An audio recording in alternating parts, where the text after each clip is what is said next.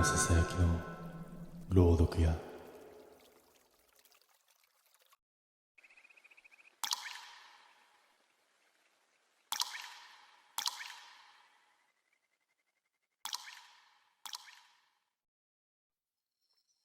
これは俺が大学生だった頃の話だ。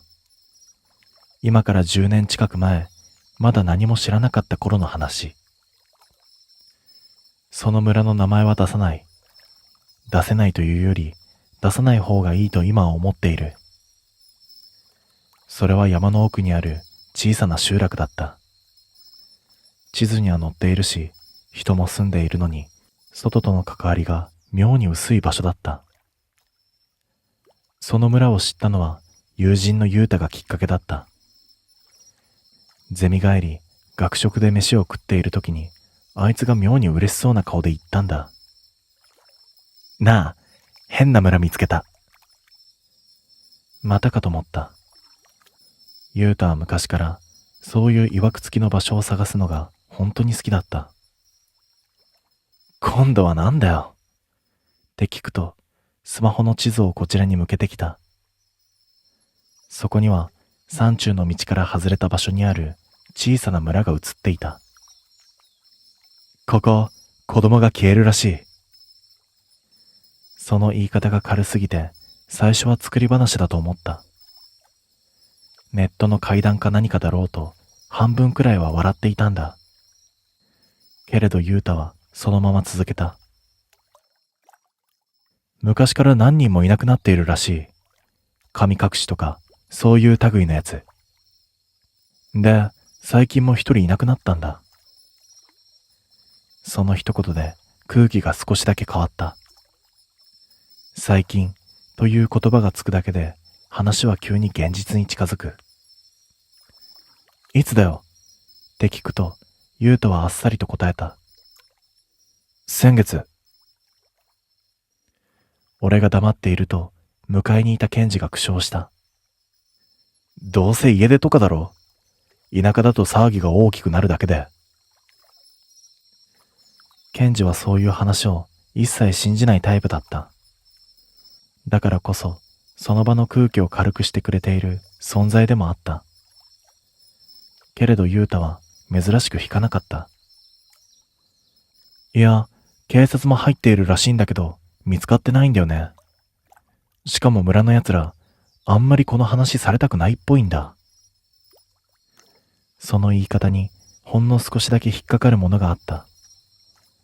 隠しているというより、触れてほしくないという感じだった。気づけば俺も興味を持っていた。怖い話というより、人が避け続けている場所そのものに。結局、その週の土曜日に行くことになった。俺とユータ、それからケンジの3人で。今思えば、その時点でやめておけばよかったんだ。でもあの時の俺たちは、ただの好奇心で動いていた。当日の朝、レンタカーを借りて出発した。空は曇っていて、春にしては妙に重たい天気だったのを覚えている。最初は普通のドライブだった。音楽を流して、コンビニに寄って、どうでもいい話をしていた。違和感が出始めたのは山道に入ってからだった。明らかに静かすぎることに気づいた。鳥の声がしない。風の音もない。窓を閉めているのに、それでも外の無音がわかるような妙な静けさだった。なんかやだな、この道。後ろの席でケンジがそう言った。普段はそんなことを言わないやつだったから少し意外だった。人の気配がしないんだよな。その一言で違和感の正体がはっきりとした。確かにそこには生活の痕跡だけが抜け落ちていた。道は整備されているのに使われている感じがしない。家があってもおかしくはないのに人がいる気配だけがない。しばらく進むと古びた案内板が見えてきた。村の名前の下に赤い塗料のようなもので文字が書き足されていた。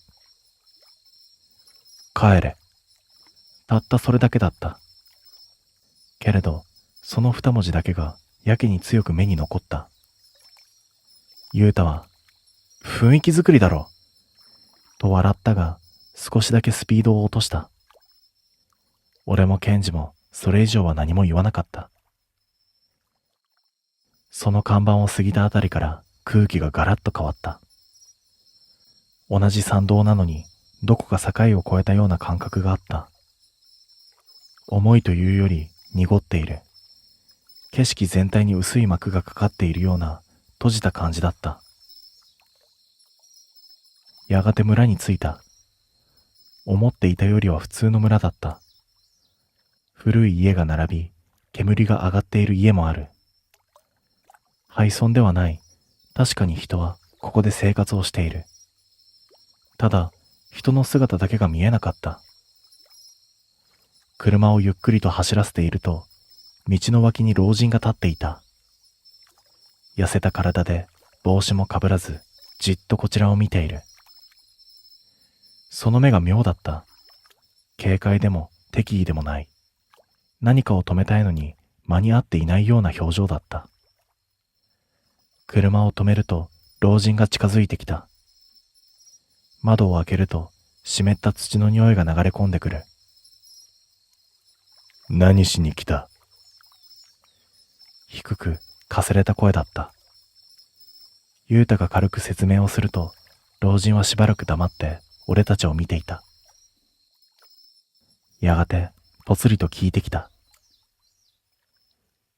子供を見なかったか？予想外の質問だった。俺たちは顔を見合わせて、見ていないと答えた。老人は小さくうなずいた。そして、独り言のようにつぶやいた。まだか。その、まだが妙に引っかかった。何がまだなのか、その時はわからなかったんだ。だけど続けて老人は言った。見かけても、絶対に声をかけるなよ。その言葉に空気が一段冷えた気がした。理由を聞こうとしたが、老人はもうこちらを見ていなかった。視線の先は、村の奥、山へと続く細い道だった。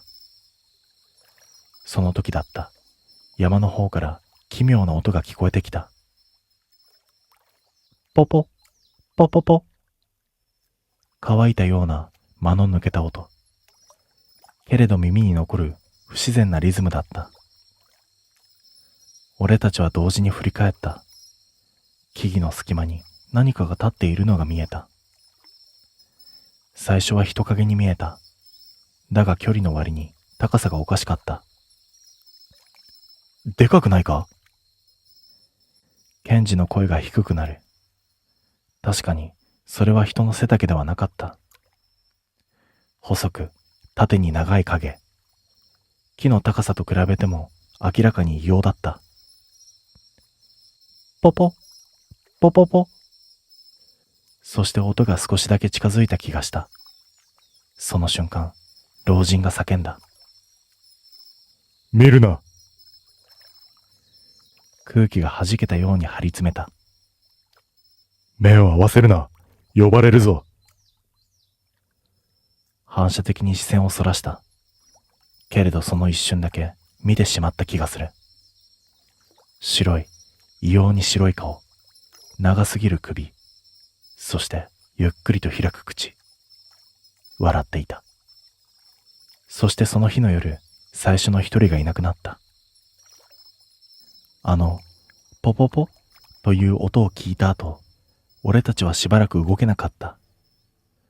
老人の、見るな。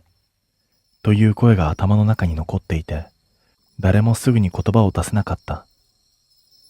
気づいた時には、音はもう止んでいた。あれが遠ざかったのか、それとも最初から存在していなかったのか、判断がつかなかった。今の、なんだよ。ケンジが小さく言った。その声には、はっきりとした怯えが混じっていた。ユウタも、もう笑っていなかった。さっきまでの軽さは消えていて、落ち着かない様子で周囲を見ていた。一回、車戻ろう。短くそう言って足早に歩き出した。俺たちも何も言わずにそれについていった。戻る途中、いくつかの家の窓に気づいた。カーテンの隙間から誰かがこちらを見ている。目が合うとすぐに隠れる。まるで俺たちが何かを連れていないかを確かめているようだった。車に乗り込むと3人とも少しだけ安堵した。閉じた空間に入ったことで外と切り離された気がしていたからだ。帰るか？ケンジがそう言った。珍しく本気で帰りたがっている声だった。だけどユータはすぐに答えなかった。ハンドルに手を置いたまま前を見つめていた。もうちょいだけ見る。そう言ったが声に迷いがあった。引き返す理由とここに来た理由の間で揺れているのが分かった。するとその時、窓をコンコンと叩く音がした。それはさっきの老人だった。いつの間にか車のすぐ横に立っている。ユータが窓を少し開けると、老人はぐいっと顔を近づけてきた。さっきよりも明らかに表情が険しくなっているんだ。見たのか？低い声だった。ユータは一瞬だけ言葉に詰まり、それから曖昧にうなずいた。そして老人は深く息を吐いた。そしてはっきりとした口調で言った。もう帰れ。その一言にさっきまでとは違う重さがあった。忠告ではなく、手遅れになる前の最後の線引きのようだった。今なら間に合う。その言葉にケンジがすぐ反応した。ほら、帰ろうって言っただろ。と小さく言う。だがユータは逆に聞き返した。何なんですか、あれ。老人は少しだけ黙った。言うべきか迷っているような間だった。やがて諦めたように口を開いた。山のもんだ。それだけだった。あまりにも曖昧で説明になっていない。昔読んだ。続いた言葉に空気が止まった。この村の人間が呼んだんだ。理由を聞こうとしたとき、老人が先に首を振った。それ以上は話す気がないという仕草だった。関わるな。そう低くはっきりと言った。見たならなおさらだ。そう言い残して老人は離れていった。呼び止めることもできず、ただその背中を見ているしかなかった。車内に重い沈黙が落ちた。なあ、帰ろう。今度は俺が言った。さすがにこれ以上踏み込むのはまずい気がした。ユータはしばらく動かなかったが、やがてエンジンをかけた。車がゆっくりと方向転換する。その時だった。バックミラーに何かが映った。村の奥、山へ続く道。その入り口にさっきの影が立っていた。さっきより近い。思わず息が止まった。視線をそらそうとするが目が離せなかった。細長い体、不自然なほど伸びた首。そしてこちらを見ている。見るな。ケンジの声ではっと我に返った。慌てて前を向く。今、いたよな。俺が震えた声で言うと、ユータは何も答えなかった。ただアクセルを強く踏み込んだ。車はそのまま村を抜け、来た道を引き返した。さっき通ったはずの道なのに、妙に長く感じた。ようやく山を抜けて電波が戻ったあたりで三人とも大きく息を吐いた。誰も言葉にしなかったが、全員が同じことを考えていたと思う。もう大丈夫だ、と。その日はそのまま解散した。何事もなかったかのように、それぞれの家に帰った。だがその夜、ゆうたからメッセージが来た。ケンジと連絡がつかない。最初はただの行き違いだと思った。風呂に入っているとか、寝ているとか、その程度のことだと。だが次のメッセージで空気が変わった。さっきから家の外で音がする。心臓が嫌な跳ね方をした。あの音が頭の中でよみがえる。ポポ、ポポポ。思わずスマホを握り直した。返信しようとした。その時、さらにメッセージが届いた。窓の外に誰かがいる。その直後だった。ポポ、ポポポ。今度は俺の部屋の外から聞こえてきた。音はゆっくりと近づいてきた。ポポ、ポポポ。その音ははっきりと俺の部屋の外から聞こえていた。距離で言えば玄関のすぐ向こう側くらいだったと思う。一瞬で体温が下がった。山で聞いた音と全く同じだったからだ。スマホを見ると、ゆうたからのメッセージは止まっていた。窓の外に誰かいる。それきり既読もつかない。ケンジとも相変わらず連絡は取れなかった。ポポ、ポポポ。音がゆっくりと動いている。玄関の前を行ったり来たりしているようだった。息を殺してじっとしていた。老人の言葉が急に頭に浮かんだ。見るな、目を合わせるな。それだけは絶対に守らなければいけない気がした。音はしばらく続いた後、不意に止んだ。静寂が戻る。だが、その止み方が嫌だった。去った感じではなくて、そこにいるまま静かになったような、そんな感覚だった。その時スマホが震えた。ゆうたからだった。今家の中にいる。心臓が強く跳ねた。指が少し震えながらすぐに返信する。見るな。絶対に見るな。俺は打ちながら自分でも同じ言葉を発していた。あれは見たら終わる類のものだと俺は直感していた。既読はすぐについた。だが返信は来ない。だけど代わりに電話がかかってきた。俺は一瞬迷ったがすぐに出た。ゆうた？声は出たが自分でも驚くほど小さかった。数秒無音が続いた。その後、かすかな呼吸音が聞こえてきた。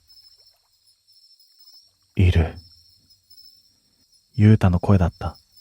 ひどく押し殺した小さな声。部屋の中にいる。背筋が冷たくなった。俺は何も言えず、ただ耳を澄ませていた。見てないけどわかるんだ。その言い方が妙に生々しかった。視界に入れていないのに、そこにいると理解してしまう感覚。音が近いんだ。ポポ、ポポポ。電話越しにその音が聞こえた。距離はもうほとんどゼロに近かった。ゆうたが小さく言った。これさ、なんで来てると思う？俺はその問いにすぐには答えられなかった。だが頭のどこかで嫌な仮説が浮かんでいた。あの村であの影を見てしまったこと。そして、呼んだって言ってた。やっとそれだけを絞り出した。電話の向こうでわずかに息を飲む気配がした。誰が？村の奴らが昔。俺はそこまで言って気づいた。違う。あれは村の話ではない。それは今ここに来ている理由にならない。じゃあ、なぜ？その瞬間、ユウタが低くつぶやいた。俺たちだ。言葉が妙にスッと落ちた。見たからだ。否定できなかった。あの時確かに俺たちは見た。ほんの一瞬でもあれを認識してしまった。なあ。ユウタの声がさらに小さくなる。それが今目の前にいるんだ。呼吸が止まる。見てないけどわかるんだ。そして音が止まった。完全な無音。その静けさが逆に怖かった。これ、顔どこにあると思う？その瞬間、電話が切れた。その後何度もかけ直したが、全然繋がらなかった。メッセージも既読がつかない。その夜は一睡もできなかった。音はもう聞こえなかったが、玄関の向こうに何かがいる気配だけは消えなかった。朝になってようやく外に出た。玄関の前には何もなかった。ただ地面に奇妙な跡が残っていた。丸くて浅い跡が等間隔に並んでいる。足跡というより何かをついた跡のようだった。それが家の前で止まっていた。それ以上近づいていない。まるでそこで中に入ったみたいに。その日のうちにケンジの家に連絡した。家族からは昨日は帰っていないと言われた。ユウタの家にも行った。玄関は閉まっていたが鍵は開いていた。中は荒れていなかった。ただ誰もいなかったんだ。警察にも話はした。だが結局はただの失踪として処理された。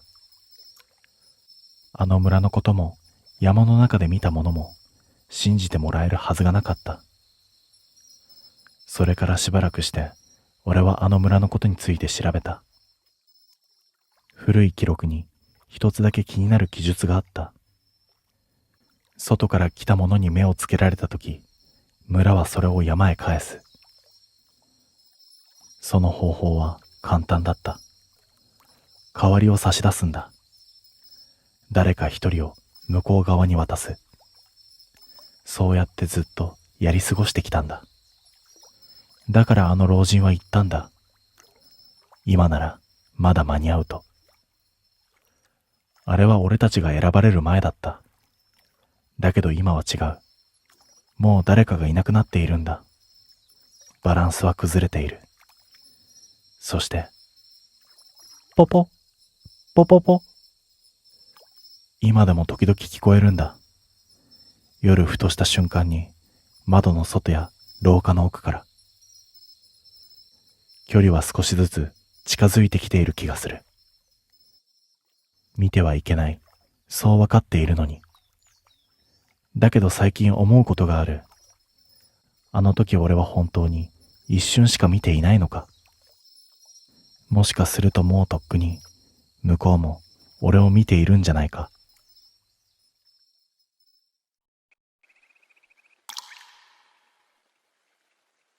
尻尾。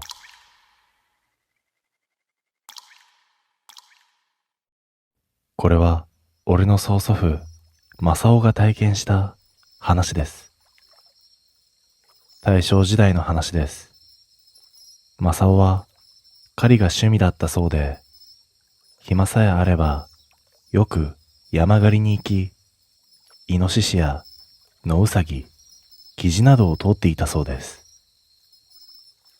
猟銃の腕も大変名人だったそうで、狩り仲間の間ではちょっとした有名人だったそうです。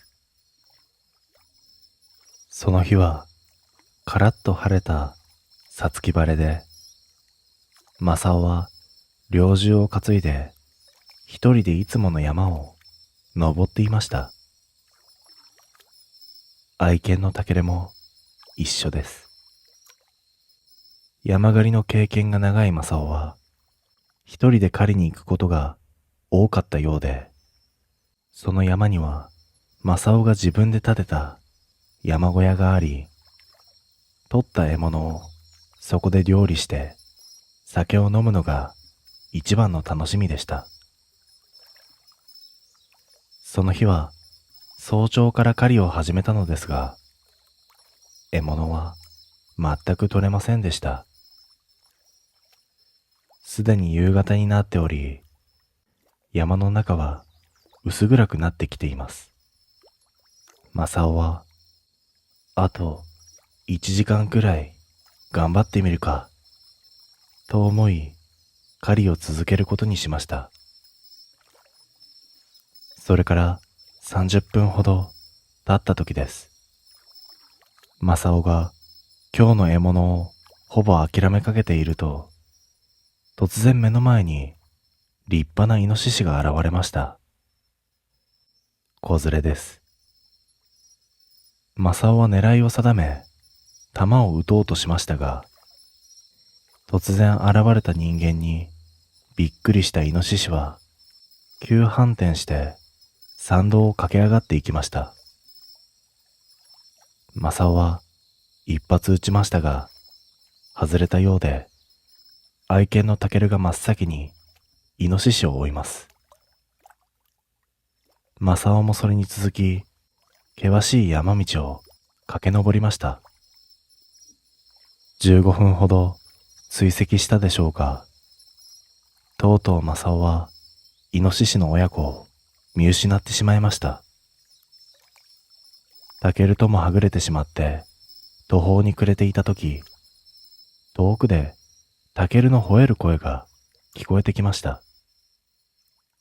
その吠える声を頼りに、正雄は山道を疾走しました。さらに10分ほど走ったところにタケルはいました。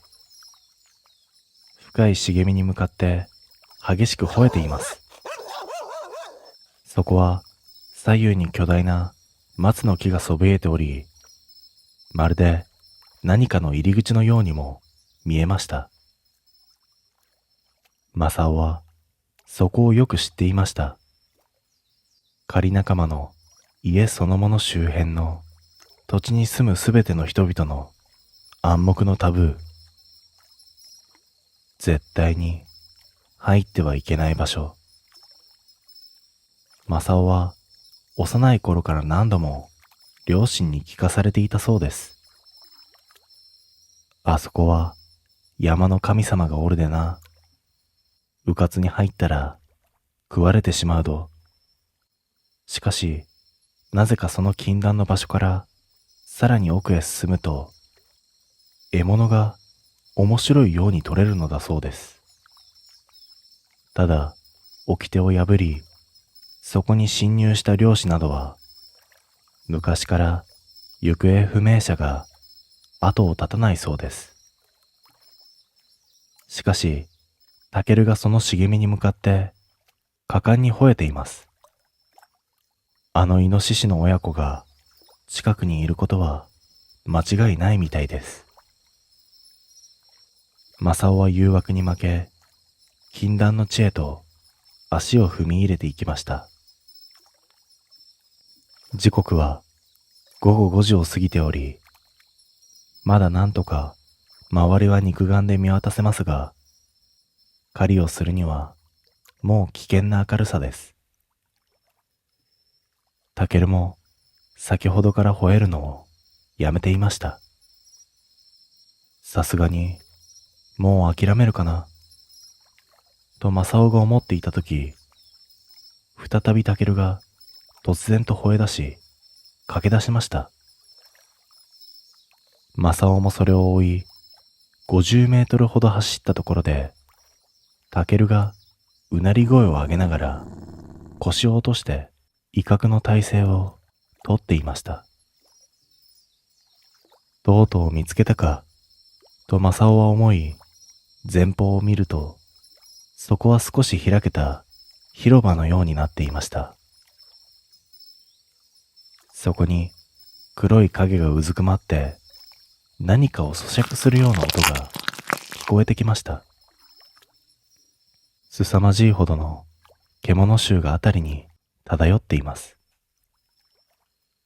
正雄は唾を飲み込み、地面に片膝をついて猟銃を構えました。イノシシじゃないな。正雄はそう判断しました。イノシシにしては体が細すぎるし、体毛もそんなには生えていません。狼かと一瞬そう思いましたが、この山の中に狼がいるなんて聞いたことも見たこともありません。よく見ると、それは地面に横たわった先ほどのイノシシの親子を食べていました。獲物を横取りされたように感じた正雄は、それに向かって猟銃の狙いを定め、撃とうとしましたが、引き金にかけた指が動きませんでした。それどころか、体が金縛りにあったかのように動かなかったんです。奥歯だけは恐怖のあまりにガチガチ鳴っています。そして正雄の気配に気づいたのか、それは食事をやめ、ゆっくりと正雄の方に顔を向けました。どう見てもそれは人間の顔だったそうです。しかも2、3歳くらいの赤子の顔。体長は1メートル50センチほどで、豹のような体。薄い体毛。わかりやすく言えば、豹の体に顔だけ人間の赤子といった風貌でした。化け物だ。正雄の恐怖は絶頂に達しました。それはイノシシの血でギトギトになった口を舌で舐め回しながら正雄に近づいてきます。殺される。正雄がそう思った瞬間、タケルがそれに飛びかかりました。タケルはそれの右前足に食らいつき、首を激しく振っています。それは人間の赤子そっくりの鳴き声を上げて、左足でタケルの鼻先を引っかいていました。正雄はしばらく唖然としていましたが、我に返ると体が自由に動くことに気がつきました。すぐさま一発撃ちます。不発です。正雄は猟銃の手入れを欠かさずやっており、今日も猟に出る前に最終確認をしたばかりです。もう一度引き金を引きました。不発です。正雄が手間取っているうちに、それはタケルの首筋に食らいつきました。タケルが悲壮な鳴き声を上げます。正雄は無我夢中で腰につけていた大型の山刀を振りかざし、こちらに背を向けているそれの背中に切りつけました。すると、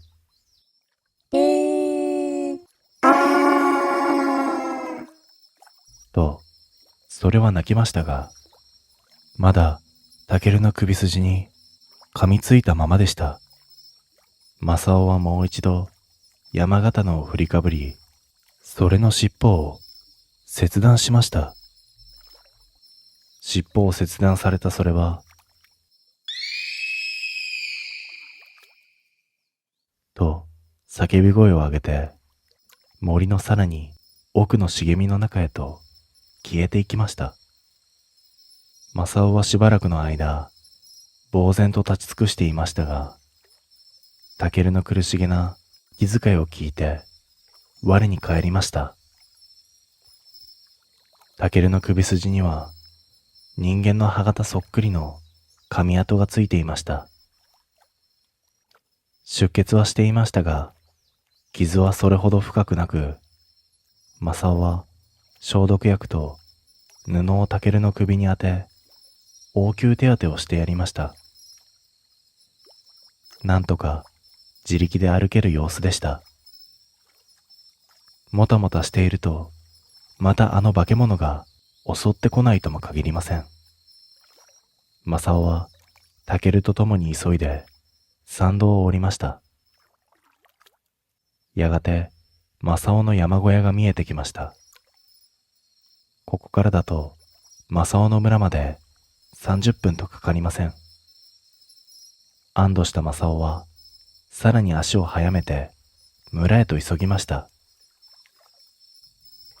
変だなぁと正雄が思ったのは、山小屋から下って15分ほど経った時です。同じ道をぐるぐると回っているような錯覚を感じました。この山は正雄が幼少の頃から遊び回っている山なので、道に迷うことなんかはまずありえないのでした。言い知れぬ不安を感じた正雄はさらに足を速めました。さらに15分経った時、そんなバカな。目の前にさっきの山小屋がありました。正雄は混乱しましたが、あまりの出来事に気が動転し、道を間違えたのだろうと、そう思ってもう一度いつもの同じ道を降りました。しかし、すぐさま正雄は絶望感に襲われてしまいました。どうしても山小屋に戻ってきてしまうのです。タケルも息が荒く、首に巻いた布からは血が滲んでいます。正雄は気が進みませんでしたが、今日は山小屋に泊まることに決めました。正雄が山小屋の中に入った時は、すでに午後8時を過ぎていました。急に安堵感、疲労感、空腹感が正雄を襲い、正雄は床に大の字になって寝転がりました。そして先ほど遭遇した化け物のことを考えていました。やっぱりあれは山の神さんじゃったんだろうか。そう思うと体の震えが止まらなくなり、正雄は気づけに山小屋に保存してある焼酎を飲み始めました。保存食用のイノシシの燻製もありましたが、あまり喉を通りませんでした。タケルに分けてやると喜んで食いつきます。今日は眠れねえな。そう思った正雄は猟銃を脇に置き、寝ずの番をすることに決心しました。すると、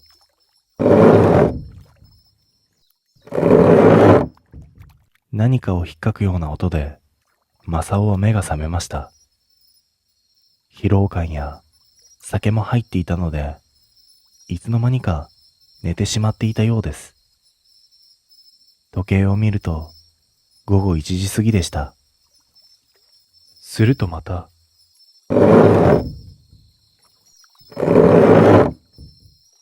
その音は山小屋の屋根から聞こえてきます。タケルも目が覚めたようで、低くうなり声を上げていました。正雄も無意識のうちに猟銃を手に取っていました。まさかあいつが来たんじゃなかろうか。そう思った正雄ですが、山小屋の外に出て確かめる勇気もなく、猟銃を握りしめて、ただ山小屋の天井を見つめていました。それから10分ほど、天井を爪で引っかくような音が聞こえていましたが、やがてそれらも止みました。正雄にとっては永遠に続く悪夢のような時間でした。音が止んでも、正雄は天井をずっと睨んだままでしたが、やがて、ボソボソっと人間のつぶやく声のような音が聞こえてきました。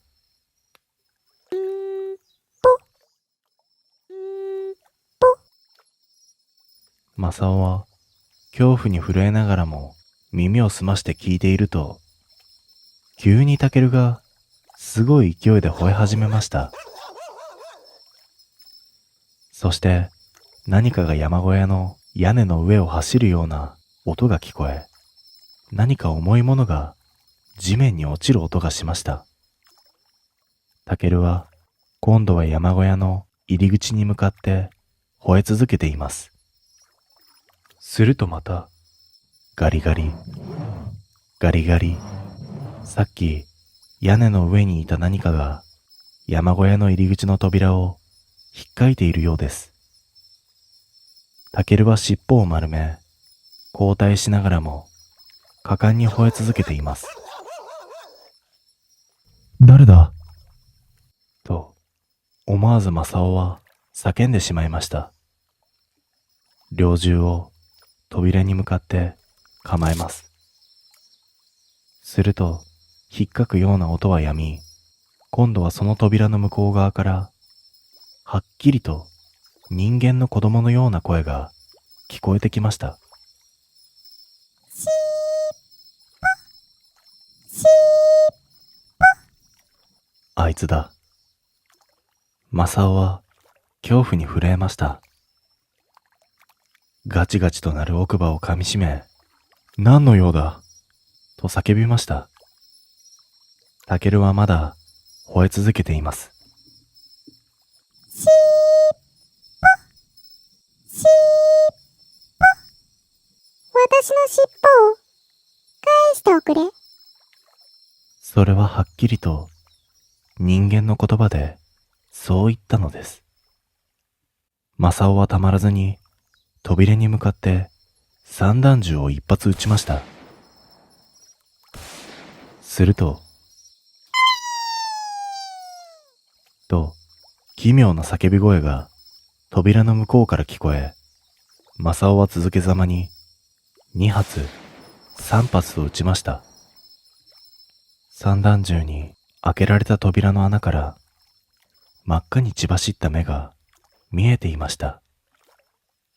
人間の幼児そっくりの声でそれは言いました。しーぽ、しーぽ。私の尻尾を返しておくれ。尻尾なんて知らん。帰ってくれ。正雄は続けざまに引き金を引こうとしましたが、体が動きません。しーぽ、しーぽ。私の尻尾を返しておくれ。それは壊れたテープレコーダーのように、ただそれだけを繰り返していました。俺は尻尾なんか知らん。あっちに行ってくれ。再びガリガリと扉を引っかきながら、それは扉の穴から怒り狂った赤い目で正雄を見ながら繰り返し言います。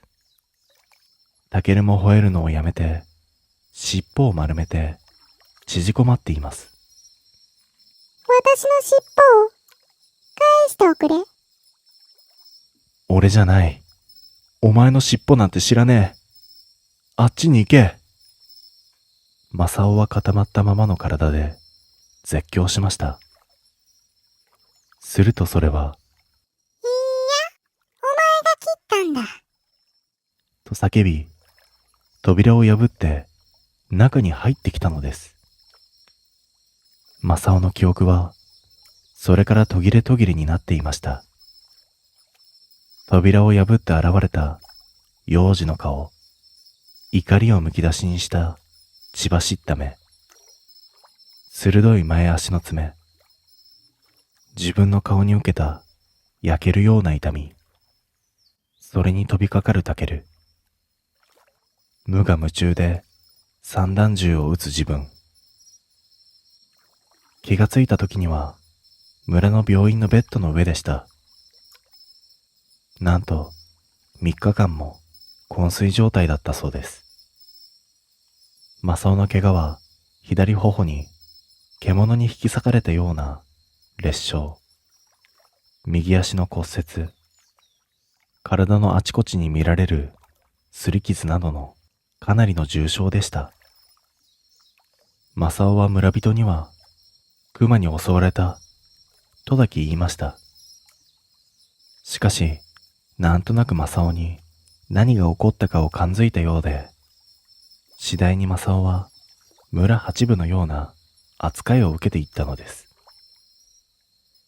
やがて、正雄は東京に引っ越し、そこで結婚し、俺の祖父が生まれました。ちなみにこの話は、正雄が肺がんで亡くなる3日前に、俺の祖父に話して聞かせたそうです。地名は、和歌山県のとある山深い山中での出来事だったとだけ言っておきます。ちなみに愛犬のタケルですが、まるで正雄を守るかのように正雄の上に覆いかぶさって亡くなっていたそうです。肉や骨などはほぼ完璧な状態で残っていたそうですが、なぜか内臓だけが一つも残らずきれいになくなっていたそうです。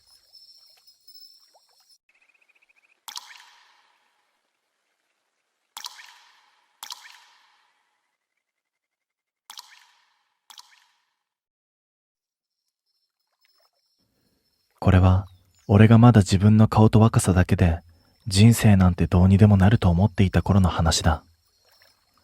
今になって思えば、あの頃の俺は誰かの気持ちをまともに考えたことはなくて、一度もなかったのかもしれない。自分がどう見られているか、自分がどれだけ得をしているのか、そんなことばかりを無意識に受け取って、それが当たり前だと思っていた。たまたま生まれつき顔立ちが整っていただけで、小学校の頃から女子に名前を覚えられ、中学では学年の違う子にまで噂されて、高校に入る頃にはもうそういう扱いに驚くことすらなくなっていた。別に自分から誰かを好きになって追いかけた記憶はあまりない。向こうから寄ってきて、向こうから好意を見せてきて、俺はその中から見た目や雰囲気で相手を選ぶだけだった。それが普通だと思っていたんだ。あの日までは。高校2年の春、放課後、俺は校舎裏に呼び出された。特に珍しいことではない。むしろ何度も経験してきた光景だった。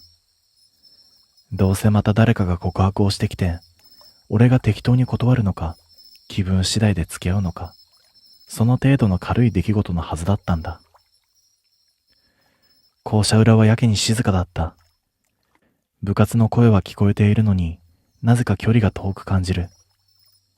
風も吹いていないのに空気だけが妙に冷たかった。その時は気のせいだと思っていたんだ。そこに立っているのはゆいだった。同じクラスの女子で名前と顔は知っている。だけどただそれだけの存在。特別可愛いわけでもなく、目立つわけでもない。気づけばそこにいるような、そんな印象のやつだった。けれどその時のゆいは少しだけ違って見えた。俺の方をじっと見ていて、その視線になぜか妙な引っかかりを覚えた。瞬きがやけに少ない。というより、ずっと見られているような感覚があって、目をそらしたくなるのになぜかそらせなかった。好きです。付き合ってください。声は小さかった。それなのに、やけにはっきりと耳に残った。ほんの数秒の沈黙の後、俺は何も考えずに口を開いた。ごめん、顔がタイプじゃないから、君とは付き合えない。それはいつも通りの断り方だった。深く考えたこともないし、これで問題が起きたこともない。ゆいは一瞬だけ目を伏せた。そしてそれから小さくうなずいた。そっか、時間無駄にしちゃってごめんなさい。そう言ってゆいはそのまま背を向けた。だけどその時少しだけ違和感があった。普通なら少しくらい振り返ったり何か言いかけたりするものだと思う。でもゆいは一度も振り返らなかった。迷いも未練も何も残っていないみたいに、まっすぐ前だけを見てそのまま歩いていった。その背中を見ていたはずなのに、なぜか記憶が曖昧で、気づけばその姿はもう視界から消えていた。その時の俺はそれを特に気にすることもなかった。ただのよくある出来事の一つとしてすぐに忘れてしまったんだ。そしてその後すぐ俺は別の女と付き合うことになる。名前はレミ。クラスでも目立つ存在で、いわゆるマドンナってやつだった。明るくて愛想も良くて、誰に対しても分け隔てなく接する。見た目も当然申し分なかった。俺はそんな奴から告白をされて断る理由なんてなかった。むしろ周りからすれば当然の組み合わせだったと思う。付き合い始めた頃は本当に何も問題はなかった。むしろできすぎているくらいで、俺自身も少しできすぎだなと思うくらいだった。異変に気づいたのは1ヶ月くらい経った頃だった。最初は本当に些細な違和感だったんだ。人がいない場所に行きたがるようになった。放課後も人気の少ない場所ばかり選ぶようになった。俺がその理由を聞いても曖昧に笑ってごまかされるだけだった。そしてある日、二人きりになった瞬間だった。それまでの空気が急に変わった。本当に切り替わったみたいに。さっきまで笑っていたはずなのに表情が消えた。声のトーンも少しだけ低くなっている。そしてその日を境にレミは少しずつ、いや確実におかしくなっていった。人前では今まで通りの完璧な彼女。でも二人きりになるとまるで別人だった。気に入らないことがあると平気で手が出た。最初は軽く押される程度だったものが次第に強くなり、やがて俺は殴られるようになった。蹴られることもあった。罵声も容赦がなかった。でもその話を誰かにしても信じてもらえることはなかった。あいつは人前では完璧すぎたんだ。むしろ俺の方が何か問題を抱えているように見られていた。俺は親友のレンに話をした。だけど信じてもらえなかったんだ。笑って流されたわけではない。ただ本気で理解されなかったんだ。その時に俺は初めて思った。逃げ場がないってこういうことなんだなって。だから俺は耐えることを選んだんだ。別れればいいなんて簡単に言える状況ではなかった。何を言っても通じない。誰も味方になってくれない。だったら終わるまで待つしかなかったんだ。卒業の日までただただひたすら耐え続けた。あの頃の俺はまだ気づいていなかった。もう全部始まっていたことに。レミの異常はそれから止まることがなかった。むしろ日を追うごとにエスカレートしていった。だけど人前では相変わらず完璧だった。誰にでも優しくて、笑顔を絶やさなくて、教師からの評価も高かった。だからこそ余計にたちが悪かったんだ。二人きりになった瞬間、そのすべてが消える。あの笑顔も声も全部が偽物だったみたいにスッとなくなる。最初の頃は何か理由があるんじゃないかと思っていたんだ。機嫌が悪いだけとか、たまたまだとか、そうやって自分に言い聞かせていた。でもそれが間違いだと気づくのに、そんなに時間はかからなかった。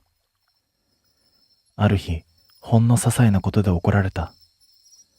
何を言ったのか、正直もう覚えていない。ただレミにとっては気に入らなかったらしい。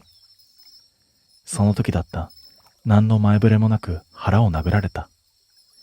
息が詰まって声も出なかった。そしてそのまま壁に押し付けられて、耳元で低い声が聞こえた。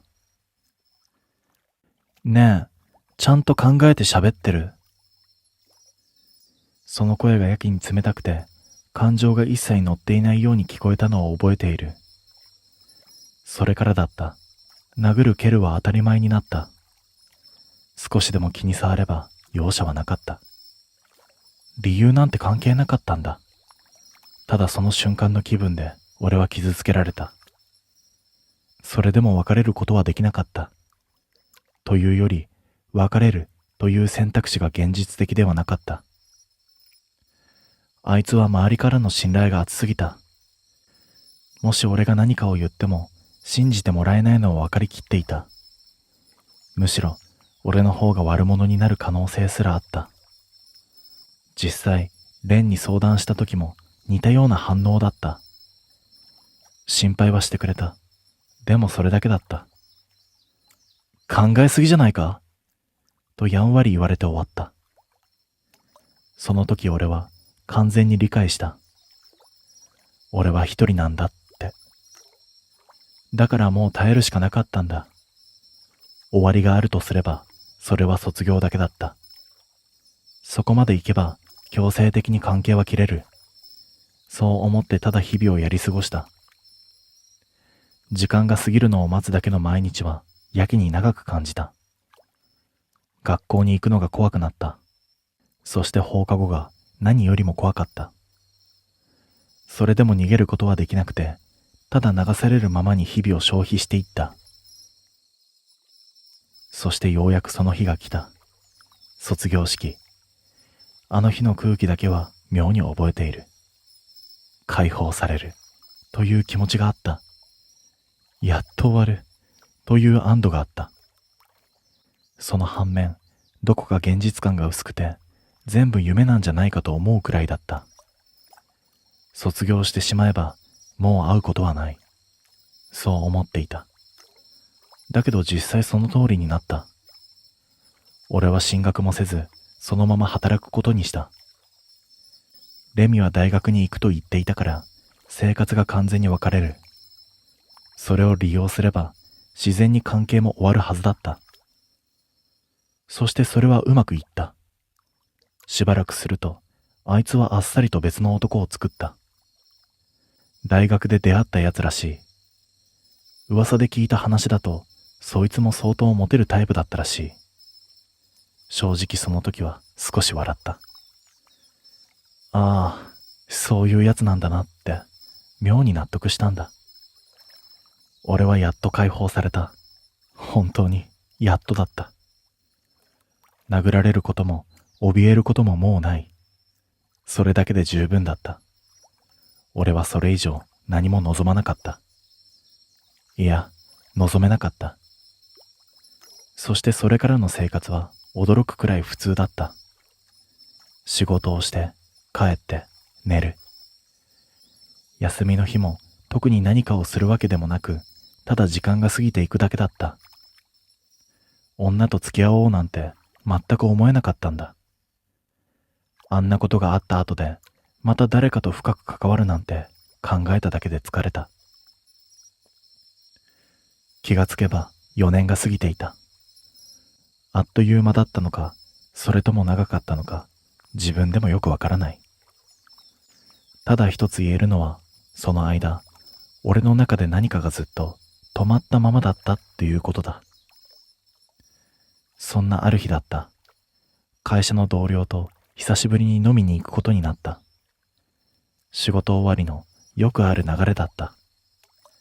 たわいもない話をして適当に酒を飲んで、それで終わるはずだった。その時加藤がふと思い出したように言った。そういえばさ、出会い系とかやってないの？俺は思わず苦笑した。もう女なんてゴリゴリだ、と自然に言葉が出た。過去にあったことを軽く濁しながら話した。すると加藤は少しだけ驚いた顔をしてから、すぐにいつもの調子に戻った。まあでも、見るくらいならいいだろ。その言い方が妙に軽くて、深く考えるのが馬鹿らしくなった。確かに、見るだけなら問題はない。どうせ本気で誰かと付き合う気もなかった。ただの暇つぶしだ。その時はまだ知らなかった。それが全部つながっていたことに。そして俺がもう一度、あの時と向き合うことになるなんて、これっぽっちも思っていなかった。あの日加藤に教えられた出会い系サイトは、思っていたよりもずっと普通だった。もっと怪しいものを想像していたが、実際はどこにでもありそうな作りで、登録している人間も特別変わっているようには見えなかった。最初のうちは本当に見るだけだった。仕事から帰ってなんとなく開いて適当にスクロールをして閉じる。それだけの繰り返しだった。誰かにメッセージを送ることもなければ、やりとりを続けることもなかった。そもそもそこまでの記録がなかったんだ。画面越しのやりとりですらどこか面倒に感じていた。それでも続けているうちに少しずつ慣れていった。ただ眺めるだけだった時間がいつの間にかプロフィールを読んだり、相手の写真を気にしたりするように変わっていった。結局のところ、俺も普通の男だったというわけだ。どれだけ嫌な思いをしても、時間が経てばそういう気持ちはどこかで戻ってくる。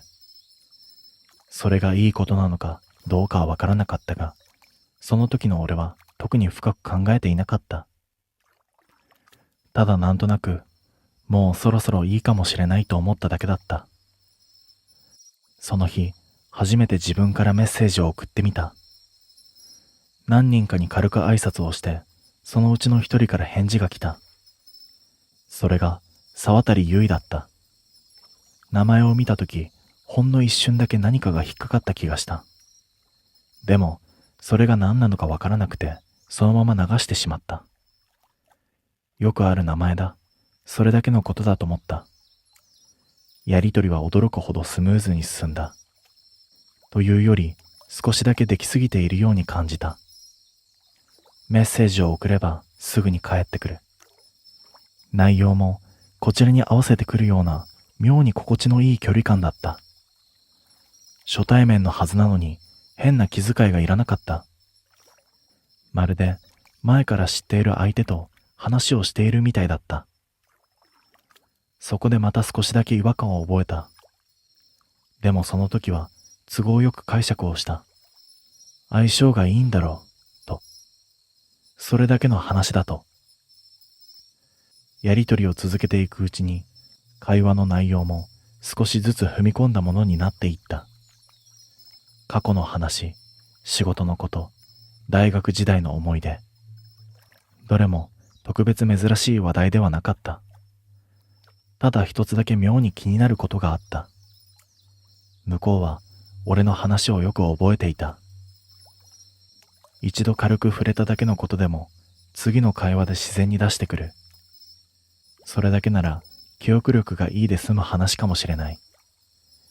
でも時々話していないはずのことまで知っているような感覚があった。それはほんの些細なズレだった。確信が持てるほどではない。でも確実に何かがおかしかった。ある時に何気なく言われた一言が妙に引っかかった。そういうの昔から苦手だよね。その文章を見た瞬間、指が止まった。昔から、その言い方が妙に現実味を帯びていた。俺はそんな話をした覚えがなかった。少なくとも昔からなんて言い方をされるような情報は出していないはずだった。俺は少し迷ってから軽く聞き返した。どういう意味？と。すると返ってきたのはあっさりしたものだった。なんとなくそんな気がしただけ。それ以上深く触れてくることはなかった。まるで最初からその話をするつもりがなかったみたいに。その時俺はやっぱりおかしいと思った。でも同時にそれを追求するのが面倒になっている自分もいた。やりとりは楽だった。不快になることもなかった。それなら多少の違和感には目をつぶってもいい。そんな風に自分に言い聞かせていた。結局そのままやりとりは続いた。そして数日後、自然な流れで会う話になった。断る理由はなかった。むしろ、ここまで来て断る方が不自然だった。日時と場所を決めて、あっさりと約束は成立した。待ち合わせの日が近づくにつれて、少しだけ落ち着かない気持ちがあった。楽しみというよりは、妙な引っかかりに近い感覚だった。理由はわからない。ただ、どこかで何かが噛み合っていないような、そんな違和感が残っていた。そして当日、待ち合わせ場所に向かう途中、俺は何度か周囲を見回した。別に誰かに見られているわけではない。わかっているのになぜか気になったんだ。背後に視線を感じるような気がして思わず振り返る。でもそこには誰もいない。ただ人が行き交っているだけだった。その感覚は最近になって何度か感じていたものと同じだった。いつからかはわからない。気づいたらそうなっていた。無言電話がかかってきたこともあった。出ても何も聞こえない。すぐに切れてしまう。だけどそれが一度や二度ではなかった。ただそれも深く考えないようにしていた。偶然だと片付けていたんだ。そうでもしないと余計なことまで考えてしまいそうだったからだ。待ち合わせ場所に着いたとき、すでに相手は来ていた。人混みの中でもすぐに分かった。写真で見た通りの整った顔立ちだった。むしろそれ以上に感じた。一瞬で目を引くような美人だったんだ。沢渡ゆい、そう呼ばれていたその女はゆっくりとこちらを見て微笑んだ。その笑顔に違和感はなかった。少なくともその瞬間までは。ただ一つだけどうしても拭えない感覚があった。どこかで見たことがある。どこかで聞いたことがある名前。そんなはずはないのに、その感覚だけが妙に強く残った。思い出せない。でも確実に何かが引っかかっている。それでも俺はそのまま足を止めることもなく、彼女の前まで歩いていった。ここで引き返す理由はどこにもなかった。そう自分に言い聞かせながら、そしてその選択が間違いだったと気づくのはもう少し後のことになる。俺は沢渡ゆいの前に立った。近くで見ると、やはり整いすぎているくらいに整った顔だった。肌も目元も髪の質感も、どこをとっても隙がない。作られたみたいに綺麗だったんだ。そのはずなのに、妙な違和感だけが消えなかった。初対面のはずなのに距離感が近いんだ。それでいて不思議と不快ではない。むしろ自然に受け入れてしまいそうになる。その感覚が逆に気味が悪かった。俺は軽く挨拶をして近くの店に入った。そこで他愛のない話もした。仕事のことや休日の過ごし方、好きな食べ物、どこにでもあるような会話だった。ぎこちなさもなく、むしろ会話はよく弾んだ。ただその中にいくつか混ざっていたんだ。小さな違和感が。ねえねえ、高校って楽しかった？ふとそんなことを聞かれた。少し意外だったが、特に深い意味はないと思って適当に答えた。楽しかったと思う、と。実際には後半はほとんど記憶に残っていなかったが、それをわざわざ言う必要もなかった。そしてゆいは軽くうなずいた。それだけだった。でもその表情がほんの一瞬だけ変わった気がした。うまく言葉にできないが、納得したようなそんな顔だった。そして会話はそのまま続いた。だが徐々に違和感は増えていった。さりげない一言が妙に引っかかる。忘れるの得意だよね。その言葉に思わず手が止まった。冗談のようにも聞こえるし、ただの何気ない一言にも聞こえる。でもなぜか笑えなかった。適当に返事をしてその場は流した。けれど頭のどこかに残り続けた。店を出た時にはもう夜になっていた。自然な流れで駅まで一緒に歩くことになった。その途中で陸橋を渡ることになった。人通りは少なかった。車の音は聞こえているはずなのになぜか遠く感じた。街灯が一定じゃない感覚で明滅している。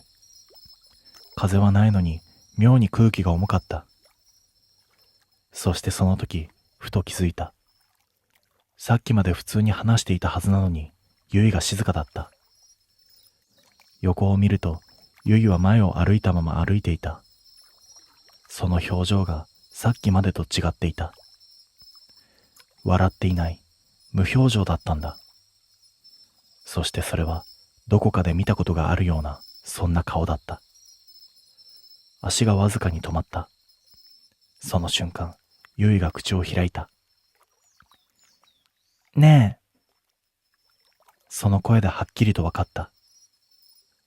違う、さっきまでの声ではない。少しだけ低くて温度がなかった。そしてゆいはこっちをゆっくりと見た。そして静かに笑った。やっと思い出した？その言葉を聞いた瞬間、頭の奥で何かがつながった。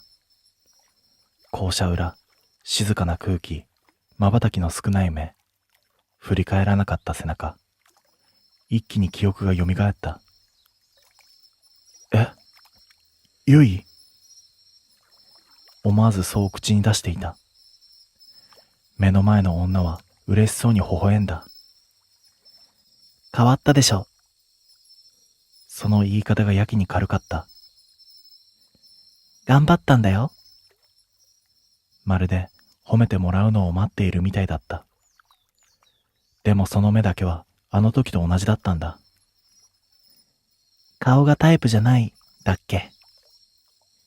心臓が大きく跳ねる。逃げなきゃいけないと頭では分かっていたんだ。でも体が動かなかった。足が地面に張り付いたみたいに動かないんだ。そしてゆいが一歩だけ近づいた。その距離がやけに近く感じる。ねえ。そう呼ばれて反射的に顔を向けた。その瞬間だった。軽く押された。本当に軽くだった。力なんてほとんど感じなかった。でもそれだけで十分だった。体が後ろに傾いた。バランスが崩れる。手すりに手を伸ばそうとしたが間に合わなかった。視界が反転する。夜の空と街灯の光がぐるりと回った。落ちる。そう理解した時にはもう遅かった。一瞬だけ上が見えた。陸橋の上に立つゆいの姿。その口がゆっくりと動いた。あの日からずっと好きだったよ。今も大好き。声ははっきりと聞こえた。今度こそ向こうで付き合おうね。そして次の瞬間、視界が途切れた。強い衝撃と耳を裂くような音。そこで意識は完全に消えた。そして数日後、とある出会い系サイトの中で一つのアカウントがずっとオンラインのままだった。名前は沢渡ゆい。ログアウトされることはなく、誰かからのメッセージにも静かに反応し続けていた。まるで次の相手を待っているかのように。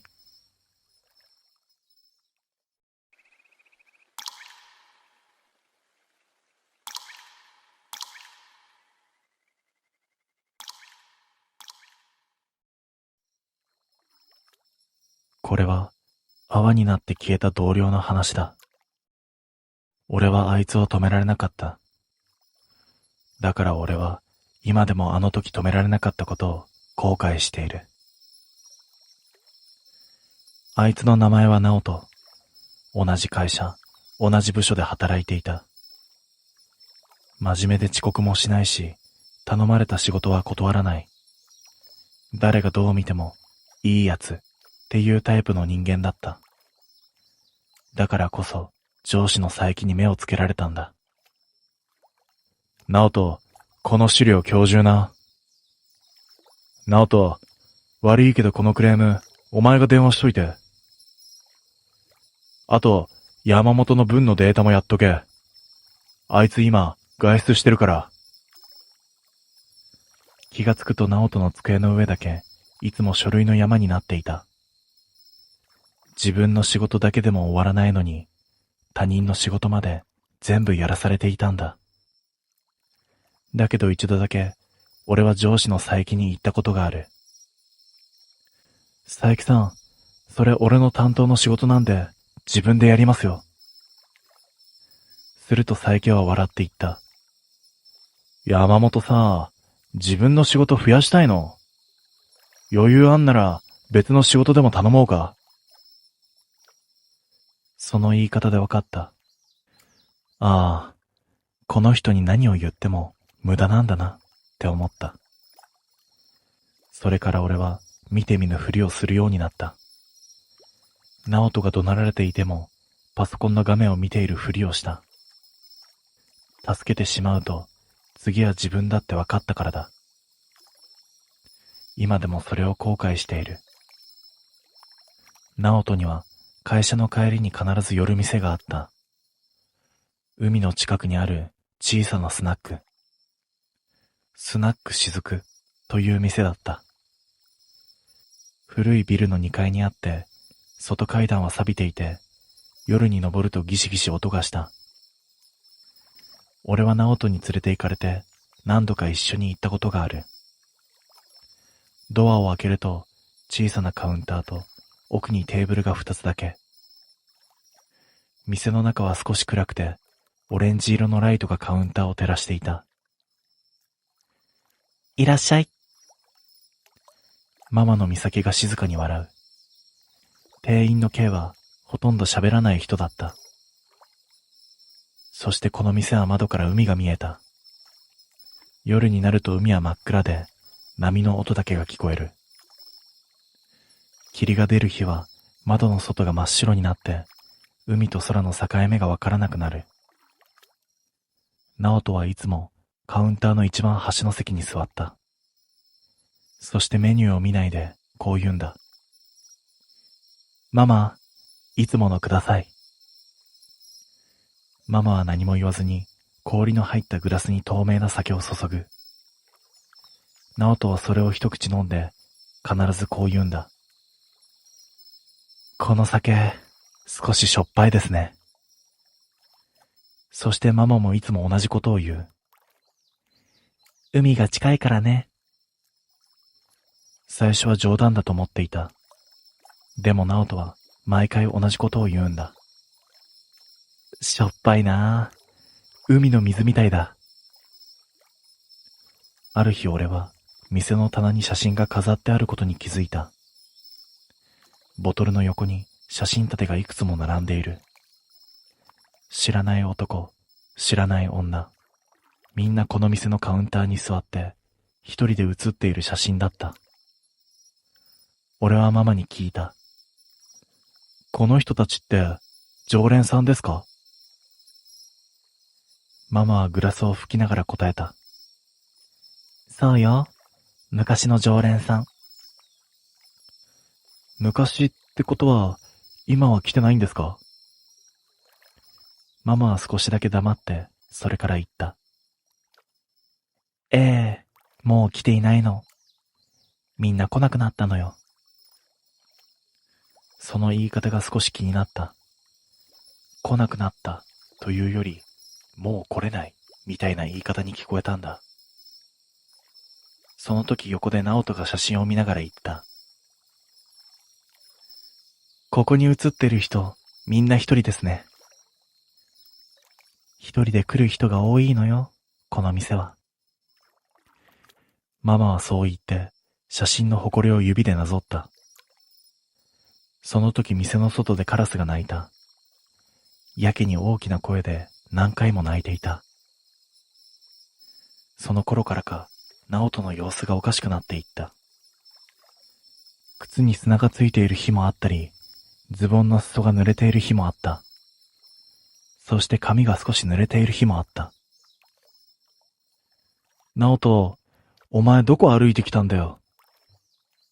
俺がそう聞くと、直人は笑って言った。海をちょっと歩いてた。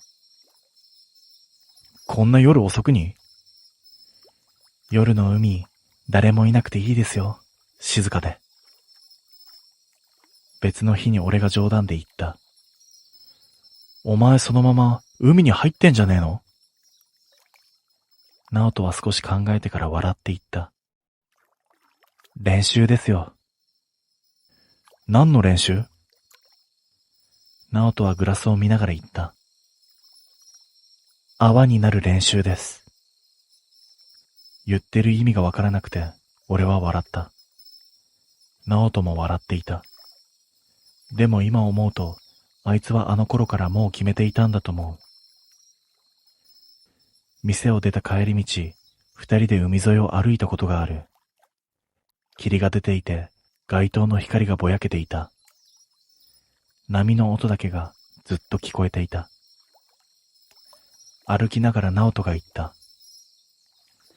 山本さん、もし人が一人いなくなったら、どれくらいでみんな慣れますかね？なんだよ急に。会社って誰かが辞めてもすぐ普通に戻るじゃないですか。まあ、そうだな。じゃあ、辞めるじゃなくて、いなくなるだったら、それでも同じですかね。俺は答えられなかった。直人は立ち止まって、霧の向こうの海を見ていた。そして静かにこう言う。俺、最後どうなると思います？最後って何が？直人は少し笑った。泡ですよ。波の音が大きく聞こえた。直人が会社を辞めることになった日のことを俺はよく覚えている。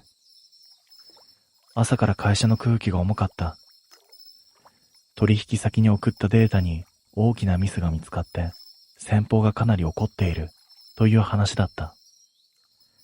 でもその仕事、本当は直人の担当ではなかった。上司の佐伯が急に、直人、お前がやっとけ。って押し付けた仕事だった。午前中直人は会議室に呼ばれて、ずっと怒鳴られていた。ドア越しでも聞こえるくらいの声だった。なんで確認してないんだ？これ損害出たらどうすんだよ。お前ほんと使えねえな。フロアのみんなも仕事をしているふりをしながら聞いていた。でも誰も止めに入らなかったんだ。しばらくしてドアが開いて直人が出てきた。顔色が真っ白だった。俺は小さな声で声をかけた。直人、大丈夫か？直人は少しだけ笑って言った。大丈夫ですよ。俺のミスらしいです。らしいって、お前の仕事じゃないだろ。でも、俺がやりましたから。それ以上俺は何も言えなかった。夕方、佐伯がフロアに響く声で言った。直人、今回の件、お前が責任取れ。とりあえず明日から来なくていいから。それはほとんど首みたいな言い方だったんだ。でも佐伯は大したことじゃないみたいな顔をしていた。直人は立ち上がって佐伯の前まで行って頭を下げた。すいませんでした。フロアが静まり返っていた。でも誰も何も言わなかった。直人は自分の席に戻って静かに荷物をまとめ始めた。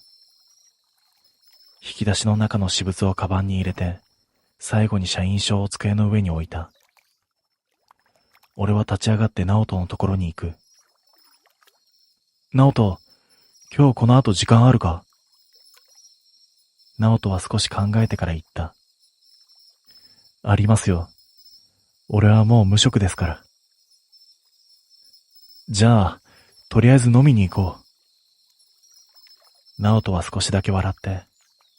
じゃあ、雫に行きましょうよ。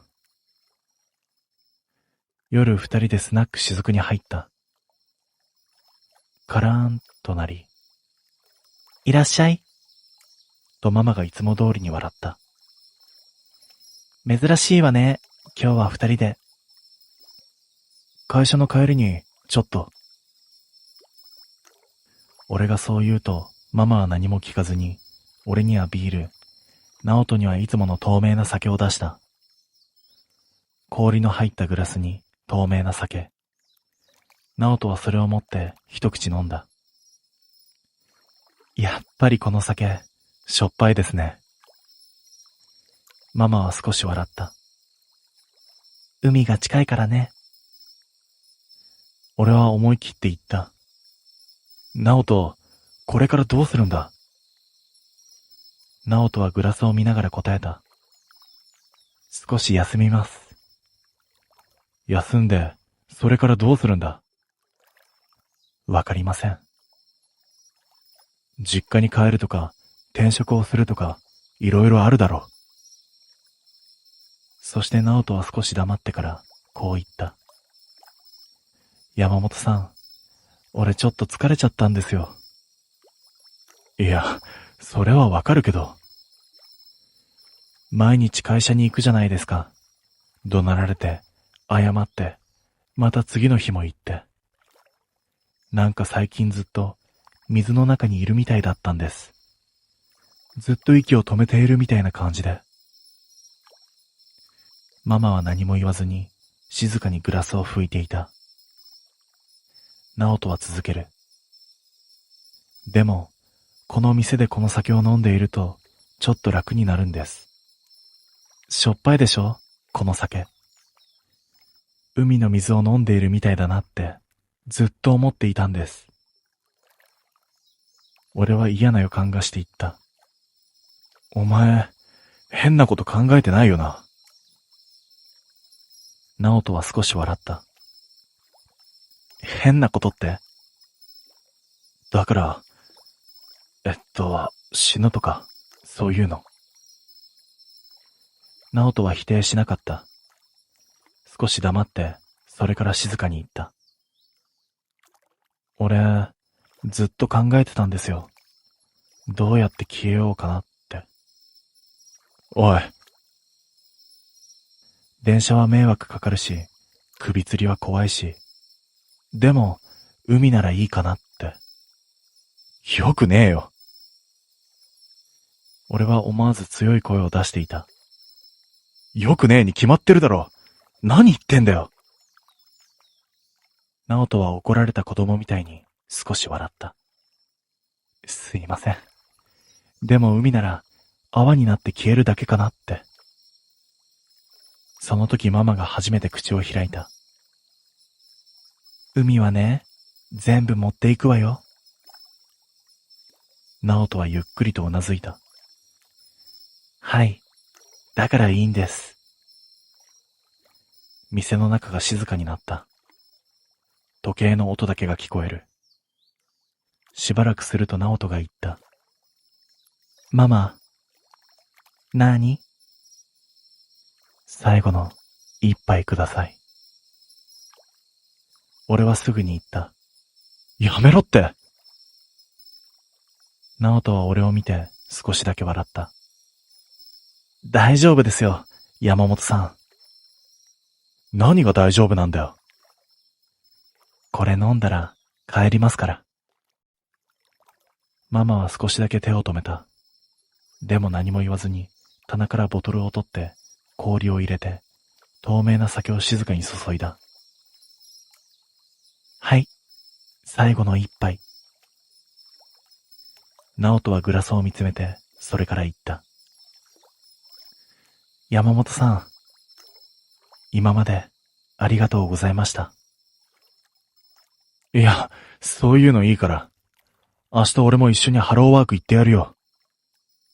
仕事なんていくらでもあるから、とりあえず生きろよ。直人は少し驚いた顔をして、それから小さく笑った。そういうこと言ってくれるの、山本さんだけでした。そう言って直人はグラスを持ち上げて、ゆっくりと全部飲んだ。そしてグラスを置いて立ち上がった。じゃあ、もう行きますね。俺も立ち上がった。どこ行くんだよ。直人は少しだけ笑い、海を少し見て帰ります。いや、俺も行くって。大丈夫ですよ。今は一人で行きたいんです。おい、ちょっと待てよ。直人はドアの前で振り返って言った。この一杯を飲んだら泡になって消えるんですよ。だから、これで最後です。カランとドアが閉まって、直人は霧の中に出て行った。俺もしばらく追いかけるかどうか迷っていた。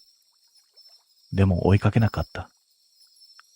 それを俺は今でもずっと後悔している。なんであの時追いかけなかったんだと。直人が店を出て行った後、俺はしばらく席に座ったまま動けなかった。追いかけた方がいいんじゃないか。でも今追いかけたら、本当に海に行こうとしてるって認めることになる気がして怖かったんだ。するとママが静かに言った。山本さん？何ですか？追いかけてあげなさい。俺はその言葉で立ち上がった。店を出ると霧がひどくて少し先も見えなかった。海の方から波の音だけが聞こえている。俺は直人の名前を呼びながら海の方へと走った。でも途中でわからなくなった。霧で道も海も何もかも白くぼやけていた。しばらく探したけれど直人は見つからなかった。その日俺はそのまま帰ることしかできなかった。次の日直人は会社に来なかった。その次の日も来なかった。そして佐伯は何でもないみたいに言った。飛んだな、あいつ。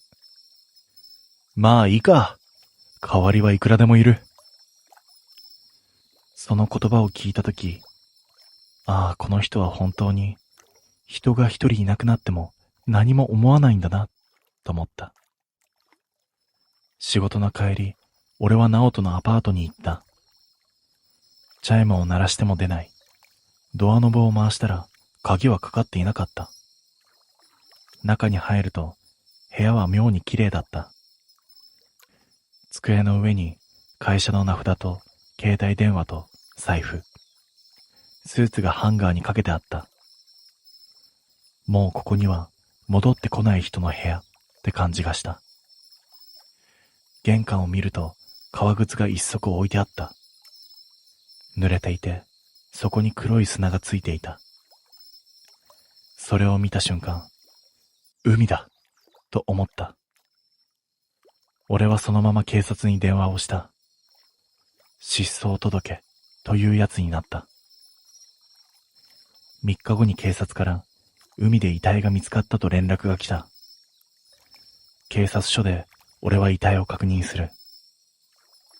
直人だった。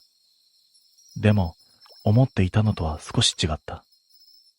水死体ってもっとひどい顔をしていると思っていた。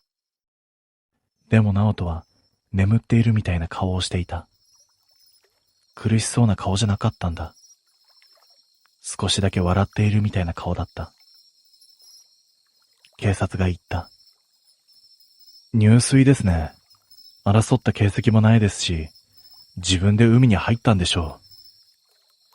しかし、こんなに損傷の少ない水死体は本当に珍しいですね。その言葉を聞いたとき、直人が言っていた言葉を思い出した。泡になるんですよ。俺は葬式が終わった後、一人でスナック雫に行った。カランとなり、いらっしゃい。ママはいつもと同じ顔でそこにいた。俺はカウンターに座って言った。直人、やっぱり海でした。ママは少しだけうなずいて、そう。俺、止められませんでした。ママは何も言わなかった。そしてしばらくして、俺は店の棚を見た。前に見た写真が並んでいる棚だった。だけど写真が一枚増えていた。俺は立ち上がってその写真を見た。カウンターに座って少し笑っている直人の写真だった。この写真。ママが後ろから言った。この店で最後の一杯を飲んだ人。背中が寒くなった。じゃあ、この写真の人はみんな。ママは答えなかった。でも、何も言わないのが答えだった。外でカラスが鳴いた。窓の外は霧で、海は見えなかった。そしてママが一つのグラスを出した。これは直人くんが最後に使ったグラス。グラスの底には白い泡が少しだけ残っていた。泡がなかなか消えなかったのよ。ママはそう言ってグラスを下げた。そして俺を見て言った。あなたはまだ飲まないでね。俺は何も言えなかった。店を出ると潮の匂いがした。波の音が聞こえる。そして俺は直人が最後に言った言葉を思い出した。この一杯を飲んだら泡になって消えるんですよ。あいつは逃げたんじゃない。消えたんだ。会社は今も普通に回っている。佐伯は今日も怒鳴っている。本当に何も変わってない。本当に何も変わっちゃいないんだ。でも変わったことが一つだけある。スナック雫の棚に直人の写真が増えていた。あの店には最後の一杯を飲んだ人の写真が並んでいる。そして今日もあの店は開いている。もし逃げる場所がどこにもなくなったら、あの店に行けばいい。そしてこう言うんだ。最後の一杯をください、と。そうすればきっと泡になって消えられる。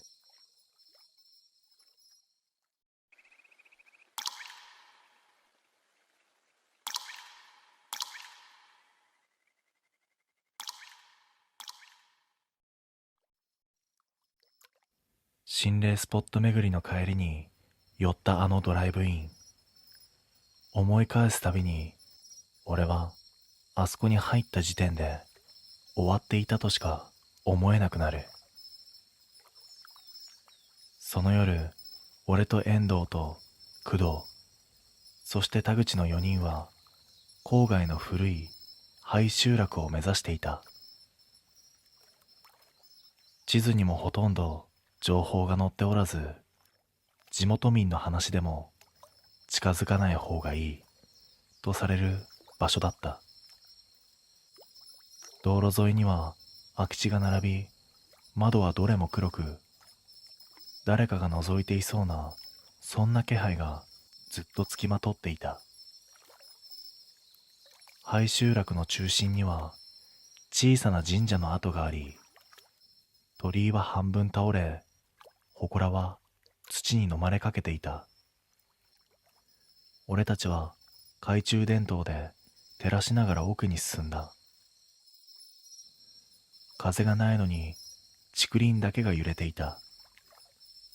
その揺れ方が不自然で、4人同時に足を止めた。田口が突然後ろを振り返った。今、足音したよね。そういう声は震えていた。だが、工藤はライトを振りながら、獣だろうと軽く流した。それでも暗闇の向こうから聞こえた音は二足歩行のそれだった。重さが人間に近い。一定のリズムで土を踏む気配が途切れず続いた。祠の裏に回ったとき、遠藤が小さく息を飲んだ。何かを見たのか、手が震えている。問いかけても答えず、ただ一点だけを凝視していた。後で本人に聞いても、その部分だけ記憶が抜けている。そう言われた。嫌な空気のまま戻ろうとしたが、来た道が分かりづらく、少しだけ迷った。その間ずっと俺たちの後ろから一定の距離を保つ何かの気配だけがついてきていた。ようやく道路に出たとき、田口は小刻みに震えていた。ねえ、ちょっとどっかに寄ろう。その声を聞いた瞬間、俺たちの視界に小さな明かりが見えた。山のカーブの先、ポツンと浮かぶ古びたドライブインの明かりだった。4人とも心の奥底でこう思った。あそこにさえ寄らなければと。駐車場に車を止めた瞬間、エンジンの音が不自然に長く尾を引いた。切ったはずなのに低いうなりが一拍遅れて消える。4人とも何も言わずに、ただ顔を見合わせた。建物は古い。看板の文字は剥げ、店名は読めなかった。それでも中は明るく、ガラス越しに人影が動いているのが分かった。営業している。少なくともそう見えた。中に入ると空気が妙に湿っていた。冷房の効いた感じではなく、洞窟に近い。床は乾いているのに、足の裏だけがじっとりとする。客はまばらだった。カウンターに2人、奥のテーブルに1組。全員うつむいたまま顔を上げない。店員の姿は見えず、厨房から食器の触れ合う音だけが聞こえていた。田口が俺の袖を引いた。ねえ、さっきから後ろ見られてない？振り返っても誰もこちらを見ていない。なのに視線だけが残っている感覚が消えなかった。工藤が水を取りに行こうと立ち上がった瞬間、カウンターの客が同時に顔を上げた。動きが揃いすぎていて人間の反応ではなかった。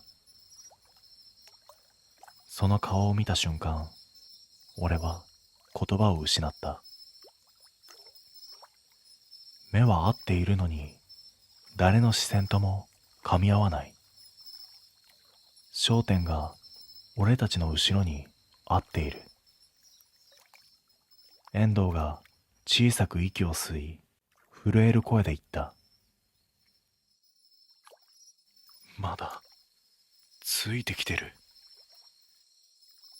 意味を聞き返す前に、厨房の奥で何かが落ちる音がした。金属が転がる乾いた音。続いて床を擦るような重い音が近づいてくる。のれんの下から影がにじみ出した。人の形に見えるが、視界が曖昧で床に溶けている。影は入り口の方向ではなく、一直線に俺たちの席へ向かって伸びてきた。田口が声を押し殺してこう言った。あれ、さっきの場所で感じたのと同じ。心霊スポットで背後にいた何か。それが形を変えてここまで来ている。俺ははっきりと理解した。この店は逃げ込む場所ではない。追いつかれるための場所なんだ。影は床を這うように伸び、俺たちの足元で止まった。触れていないのに空気だけが一段重くなる。息を吸うと喉の奥に鉄の味が残った。工藤が立ち上がろうとした瞬間、影が跳ねた。床から壁へ、壁から天井へと張り付き、店内の明かりを歪める。照明の輪郭が伸び、客たちの影が同時に揺れた。その客たちがゆっくりと席を立った。足音はしない。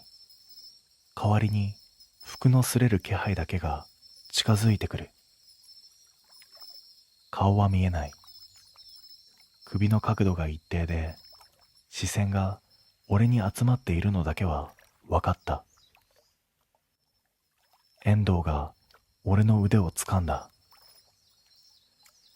その力が強すぎて指の感覚が残る。来てる。俺じゃない。お前にだ。理由を聞く前に背中に冷たいものが触れた。服の内側をなぞるようにゆっくりと。触られた場所だけ音が遠のく。工藤の声も田口の息遣いも別の部屋から聞いているようだった。田口が叫ぼうとして声が出なかった。口は確かに動いているのに、音だけが抜け落ちているんだ。その代わり、店内の奥で低い呼吸音が重なった。ふ、ふ、と同じリズム。心霊スポットで聞いた足音と同じ感覚だった。俺の視界の端で遠藤が首を振った。何かを見ないようにしている。影が俺の肩に集まり、形を結び始めた。人の上半身に近いが、顔の位置が定まらなかった。目があるはずの場所が何度もずれる。工藤が俺を引っ張った。外だ。今なら離れる。その瞬間、店の入り口のガラスが曇った。外から手形がゆっくりと浮かび上がる。数は一つなんてもんじゃない。重なり合い、俺の肩の高さで止まったんだ。田口が震える声で言った。選ばれてる。なぜ俺なのかはわからなかった。ただ背中の冷たさがもう触れている段階を過ぎていることだけはわかった。そして影は俺の影と重なった。影が俺の影と重なった瞬間、体の輪郭が一度だけぶれた。自分の腕なのに重さの位置が合わない。肩から先が俺ではない何かに引っ張られていく感覚だけが残った。工藤が引き戻そうと俺の腕を掴んだが、その手ごと影が吸い寄せられた。指のかかりが空を掴んだように軽くなり、工藤は驚いた顔で手を離した。触れているのに掴めない。影の表面がまるで膜のように俺を覆っていた。客たちが一斉にこちらへ向き直った。顔は見えないのに全員の視線だけが俺に集まっていた。目があるはずの位置が空洞のように暗く沈み、奥の方で何かが動いた。田口が泣きそうな声で、もう出ようよと言い、遠藤は俺の背中に手を当てた。だが背中に触れた遠藤の手が俺の皮膚に吸い込まれかけた。すぐに引き戻したが、その手のひらには黒い影の跡が薄く残っていた。店内の照明が一度だけ明滅し、奥から聞き慣れた音が響いてきた。心霊スポットで聞いたあの二足の足音。後ろをついてきた何かが形を持ってここに来ている。入り口のガラスが曇り、無数の手形が現れた。それらはすべて俺の肩の高さで止まり、じわりと滲んで形を変えた。その中心が俺だった。その瞬間、工藤が叫んだ。おい、走れ！このままじゃ。言葉の続きを聞く前に、俺の首筋に冷たい重さが落ちた。影の手のようなものがまるで乗ったかのように、体の重心が引きずられ、視界が暗くなる。そして耳元で低い声がした。ずっと見てたよ。心霊スポットで後ろに立っていた何か。あれが最初から俺を見ていた。次の瞬間、体が勝手に動き出した。自分の足なのに歩幅が自分のものではない。歩くたびに何かが肩の中に入り込んでくる。工藤が腕を掴んで引き止めたが、俺の体は微動だにしなかった。笑い声とも呼吸ともつかない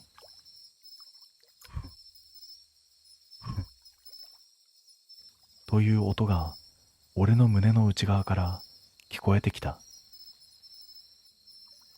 俺は口を開いた。動かしているのが俺じゃないとはっきりと分かった。その口から出た声は自分の声帯を使っているのに知らない誰かの声だったんだ。帰るよ。お前らもついてきたろ。工藤も遠藤も田口もその場で固まった。声が俺の声じゃなかったからだ。気づくと店の入り口の手形が一つだけ残っていた。俺の肩の位置と全く同じ高さで。今も時々肩が重くなる。誰も後ろにいないのに呼びかけるような息が耳元にかかる。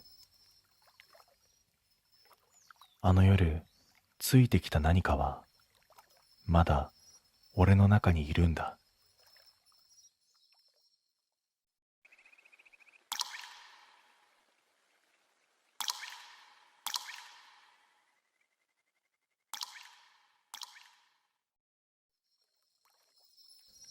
あの祭りの夜のことは今でも忘れられない。毎年海沿いの小さな神社で行われる夏祭り。海風に揺れる灯籠の明かりと鈴の音だけが響くどこか寂れた行事だった。その年は人手不足で片付けを手伝った。境内の灯籠を回収して回るだけの簡単な作業のはずだった。夜もすっかり更け、海のざわつきが近くまで押し寄せてきていた。灯籠の明かりが揺れ、地面には濡れたような影が伸びていた。最後の一つは鳥居の手前。古い松の枝から下がった小さな釣り灯籠だった。近づくと妙なことに気づいた。灯籠の真下だけ砂が円形に濡れていた。雨なんて降っていない。海水が届く位置でもない。ポツンと夜の中でそこだけ誰かがずっと立っていたように湿っていたんだ。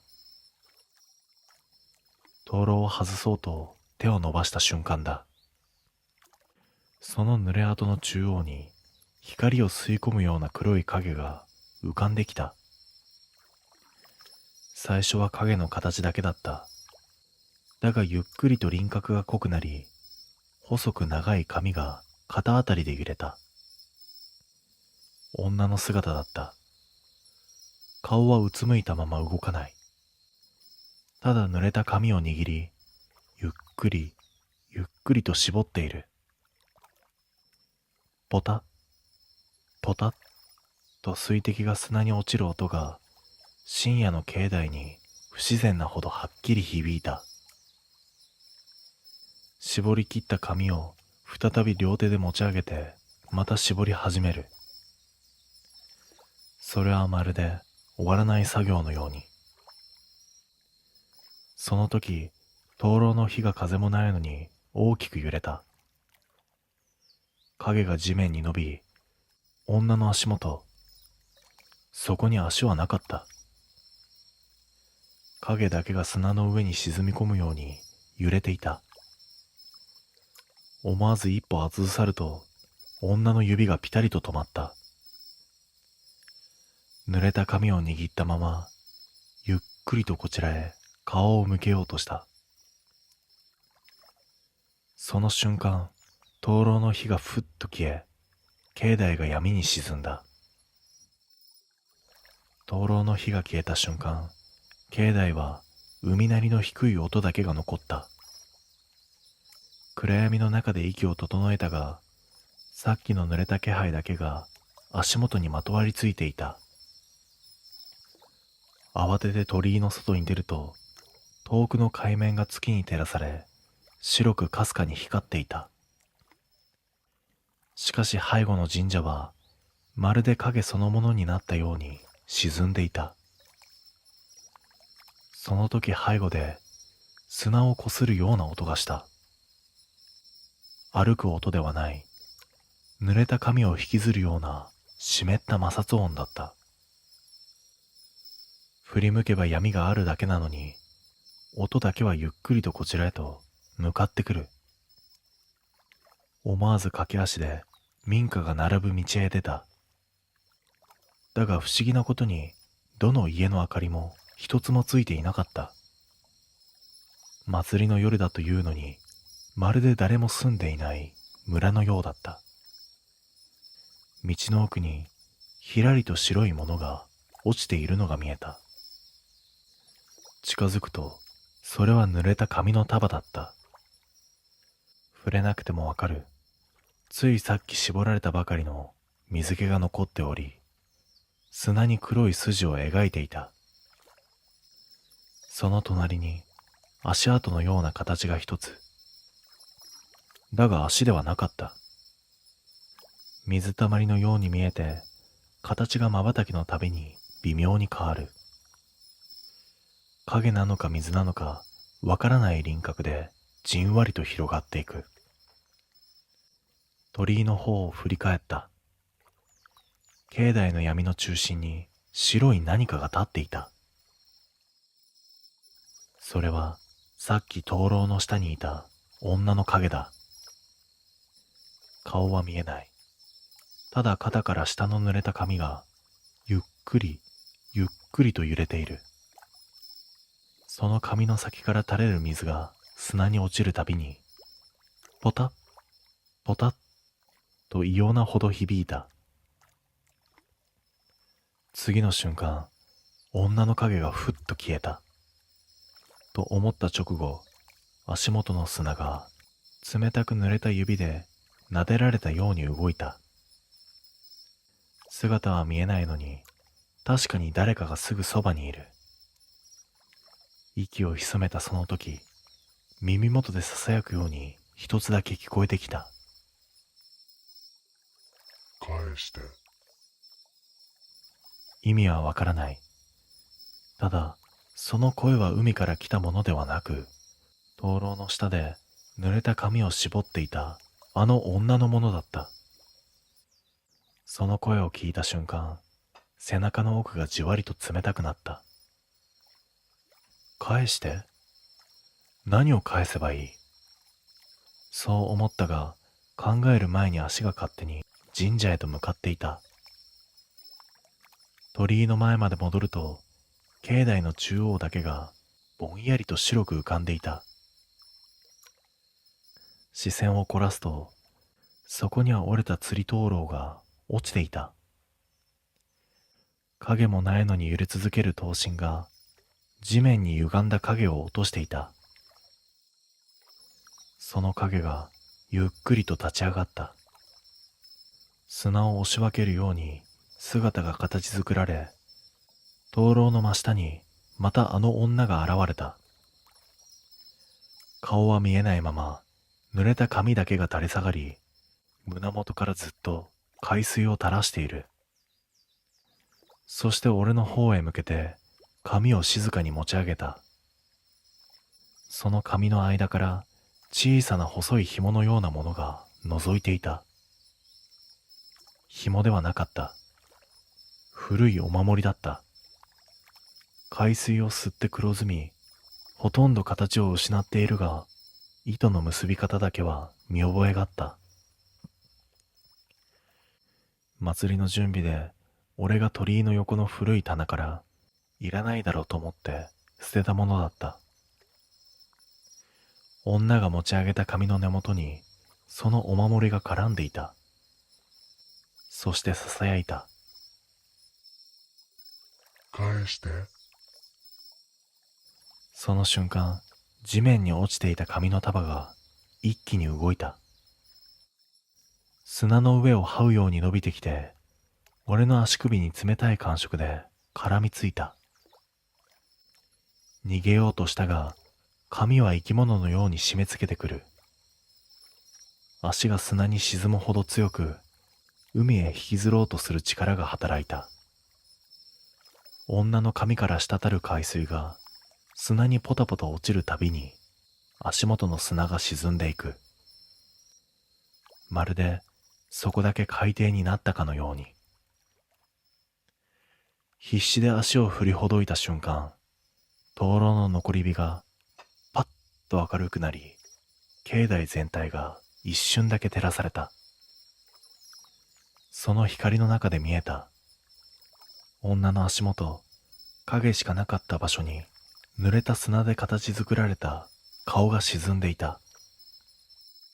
波のように揺れながら沈んだ顔が口を開けていた。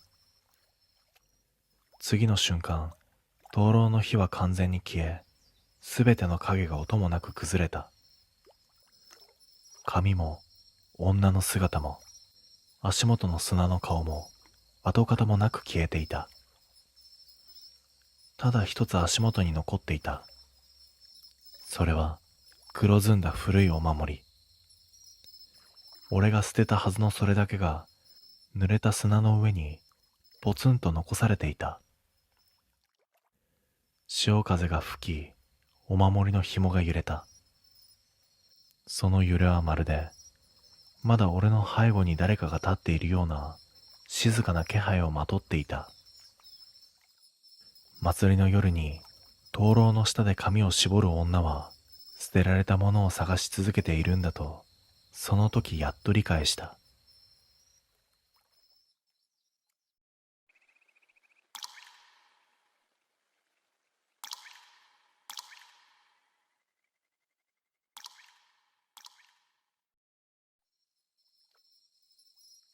あの壺を買った日から俺だけが助かり続けている。それが一番おかしい。中古ショップに立ち寄ったのは本当に偶然だった。駅前のごく普通の店。呪物だとか曰く付きだとか、そんな雰囲気は一切ないんだ。陶器コーナーの下段に埃をかぶった壺があった。背丈は低く、口がやや歪んでいる。模様はあるが意味はわからない。その値段は1000円もしなかった。手に取った瞬間、ひんやりとした重さが手のひらに残った。嫌な感じはしなかった。むしろ落ち着く。それが今思えばおかしかったんだ。家に持ち帰り、今の棚に置いた。それだけだ。何もしていない。異変は3日後に起きた。仕事帰りに横断歩道を渡っている時だった。信号は青。周囲も見ていた。なのに横から車が突っ込んできた。確実に引かれる位置だった。だが次の瞬間、背中を強く引かれたんだ。足がもつれ、尻餅をつく。車は俺の目の前をかすめて止まった。無傷だった。その夜、一緒に飲んでいた同僚が帰り道で事故に遭ったと連絡が入った。俺と別れて10分後くらいのことだった。俺は偶然だと思いたかった。そう思うしかなかったんだ。だが、それは続いたんだ。階段から落ちそうになった時、誰かが後ろで支えた感触があった。その翌日、同じフロアの先輩が転落事故を起こした。助かるたびに誰かが亡くなってしまう。俺は3度目でさすがに気づいた。夜に壺を見た。表面には細い線が浮かんでいる。昨日はなかったはずのひび。触るとかすかに温かい。壺の底に黒ずんだ点が一つ現れていた。印だと直感した。だが翌日、その印は消えていたんだ。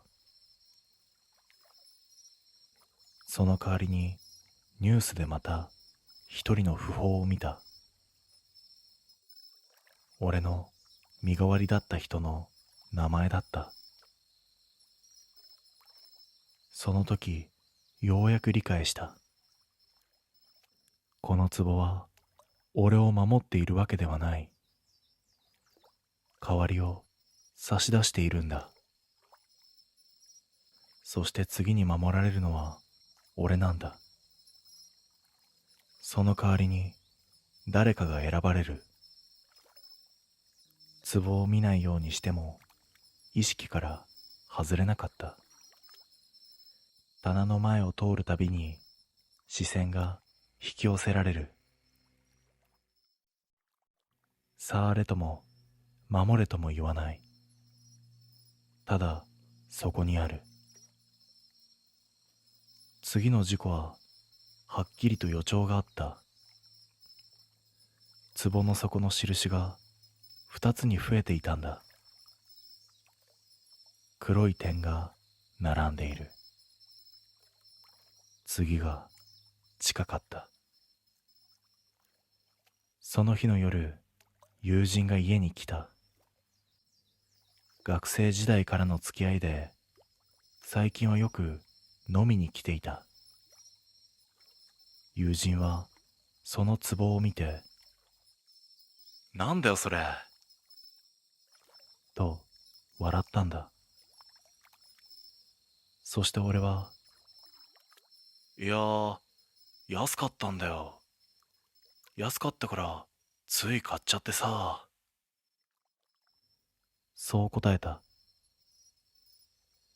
それ以上は説明しなかった。その翌日、俺はまた助かってしまった。工事現場の足場が崩れ、下敷きになるはずだった。だが直前で金属が引っかかり、体は宙で止まった。無傷だった。代わりにその日の夜、友人が自宅で倒れた。連絡を受けた瞬間、壺の印が一つ消えているのが分かった。偶然ではない。壺は近くにいる人間を選んでいるんだ。それから俺は人を家に呼ばなくなった。職場でも距離を取った。もう俺は助かりたくなかった。誰かを代わりにはしたくなかった。だが壺は関係なかった。外で起きる事故にも必ず俺が助かる場面が含まれているんだ。電車のホームで人が倒れた時、俺の足元に押し寄せたはずの人波が寸前で割れた。倒れたのは俺の後ろに立っていた見知らぬ男だった。壺の印が三つに増えた。範囲が広がっている。俺は恐ろしくなり、壺を処分しようとした。俺は袋に入れ、夜のうちに車で運び出す。山へ向かった。だが途中で胸が締め付けられ、ハンドルを握れなくなった。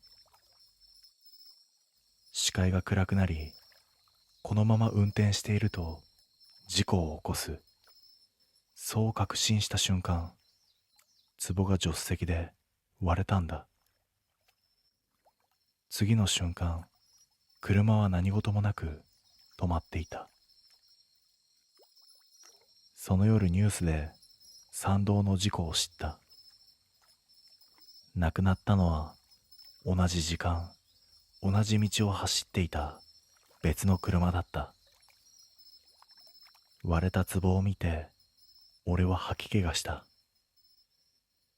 中から黒いかけらが覗いているんだ。割れた壺を前にしてしばらく動けなかった。壊せば終わる。そう思っていた。だが壊れたのに終わってなんていなかったんだ。壺の破片は床に散らばっているのに、印は消えていなかった。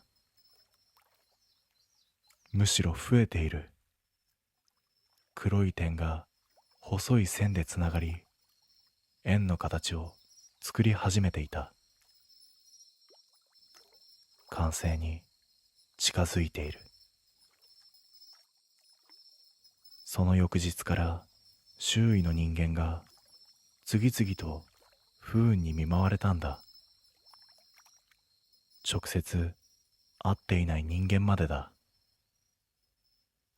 同じ部署の同僚、顔見知り程度の近所の住人、昔の知人、すべて俺と関わったことがある人間ばかりだった。助かるのは相変わらず俺だけだった。階段を踏み外しても転ばない。熱湯が跳ねてもやけどはしない。その代わりにニュースに名前が増えていくんだ。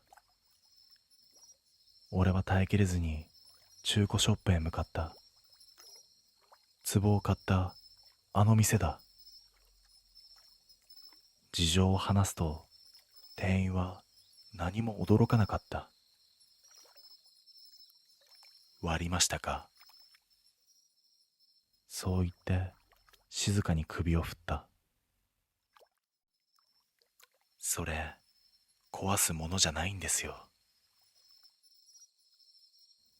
カウンターの下から古い帳面が出される。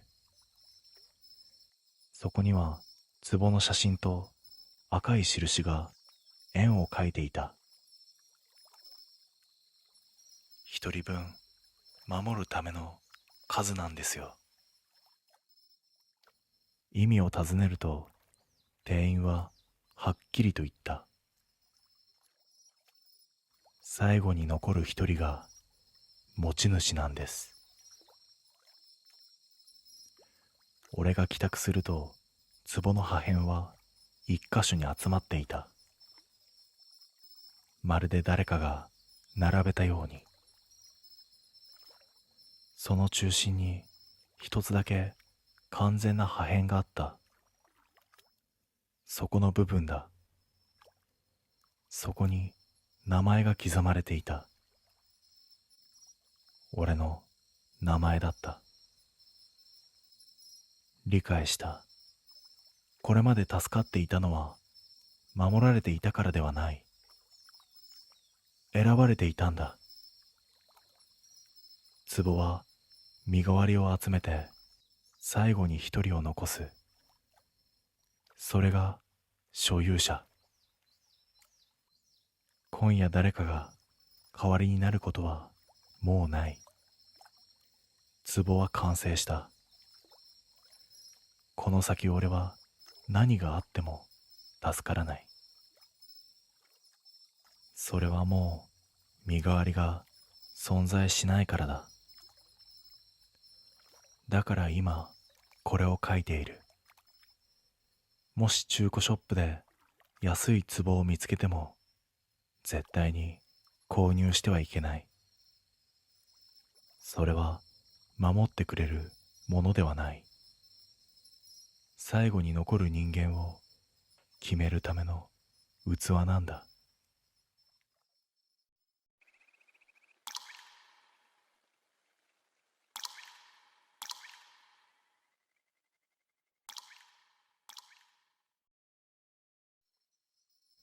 あの夜のことを今でもはっきり覚えている。仕事の帰りで高速道路を使っていた。日付が変わる直前、疲れを感じて最寄りのサービスエリアに立ち寄った。それだけのよくある夜だった。当時はあれがおかしな出来事になるとは思っていなかった。駐車場はまばらで、トラックが数台、エンジンをかけたまま並んでいる。人の気配はあるが、会話は聞こえない。深夜特有の音だけが残った空気だった。トイレを済ませ、売店に寄ろうと建物へ入った。だが、入り口のシャッターはすでに降りていて、営業終了を知らせる紙が貼られていた。そのまま引き返そうとしたとき、視界の端に違和感が引っかかった。売店の横。本来、客が立ち入る場所ではない位置に、細い通路がある。その奥に扉が見えた。従業員専用だとすぐに分かった。金属製で、取っ手は内側についている。普通なら完全に閉まっているはずの扉だった。だがその扉はほんのわずかに開いていた。数センチ程度。人が通るには足りないが、暗闇を覗くには十分な隙間。中は照明が落ちているはずなのに、奥から薄い光が漏れていた。白熱灯とも蛍光灯とも違う、色の定まらない光だった。関係者以外立ち入り禁止。そう書かれた札がネジの緩んだ片側だけでぶら下がっている。その時点で引き返せばよかった。だがなぜか足が止まった。夜のサービスエリアでは説明できない違和感が妙に現実味を帯びている。扉の向こうからかすかな音が聞こえた。カサリと。紙袋を動かしたような乾いた音だった。清掃員だと思いかけたが、床を磨く機械の音も足音も聞こえない。ただその音だけが一定の間隔で続いていた。俺は気がつけば扉の前まで近づいていた。隙間の向こう、そこに何があるのかはまだわからなかった。音はしなかった。重さを感じないほどあっさりと動く。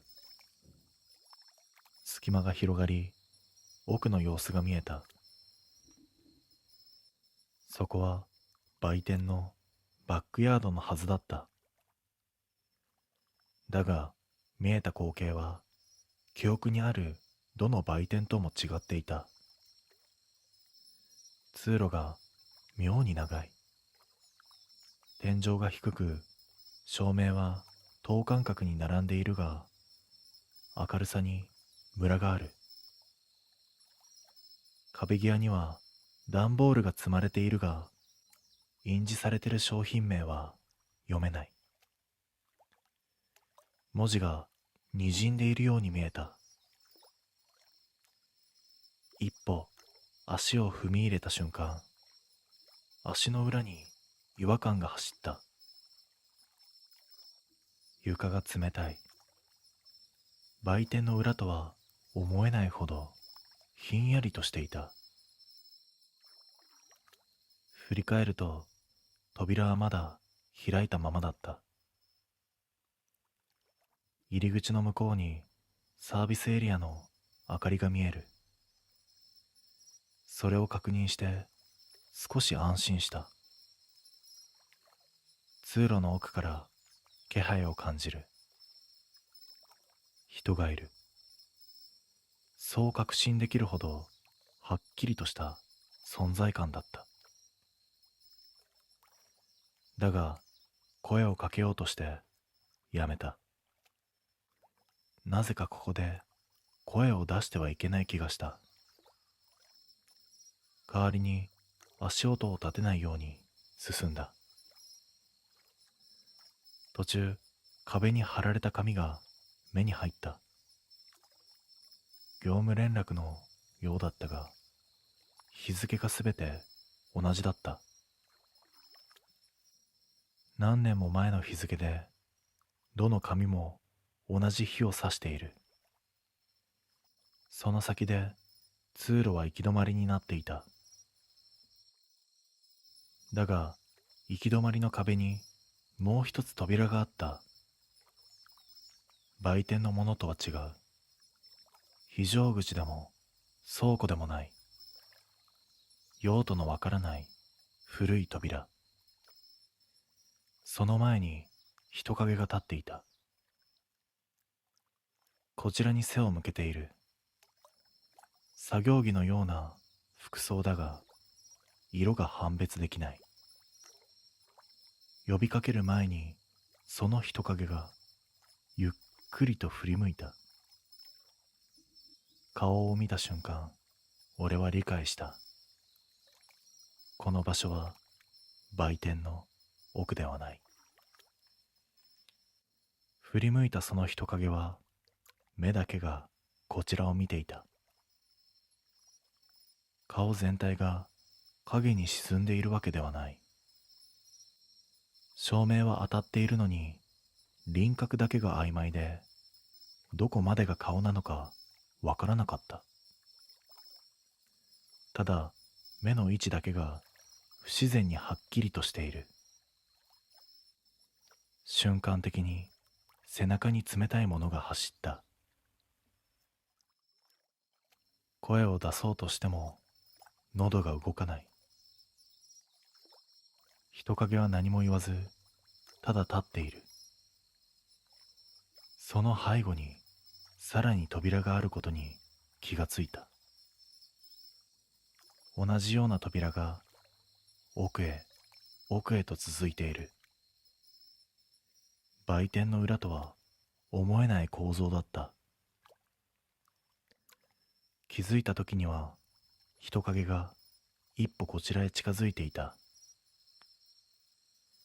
距離が縮まるにつれ分かった。この人は動いているのではない。ここから出ていない。俺は反射的にきびすを返し、来た通路を走った。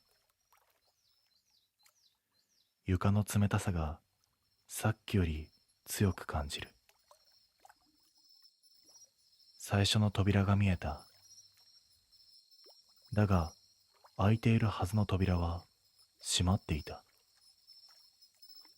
取っ手を掴んだ瞬間、背後で音がした。カサリっていうあの音だ。俺は振り返らずに力任せに扉を引いた。次の瞬間、視界が切り替わった。気がつけば売店のシャッター前に立っていた。人の気配も音もない。外に出ると夜明けが近づいていた。俺は車に戻り、そのまま高速を降りた。後日、同じサービスエリアに立ち寄ったとき、売店の横を確認した。従業員用の扉はあった。だがその奥に通路はなかった。図面上もそんな構造は存在しないと聞かされた。ただ一つだけ引っかかることがある。あの時見た作業着。背中に小さく店名が刺繍されていた。その売店は一度だけ深夜の事故を理由に全面改装されている。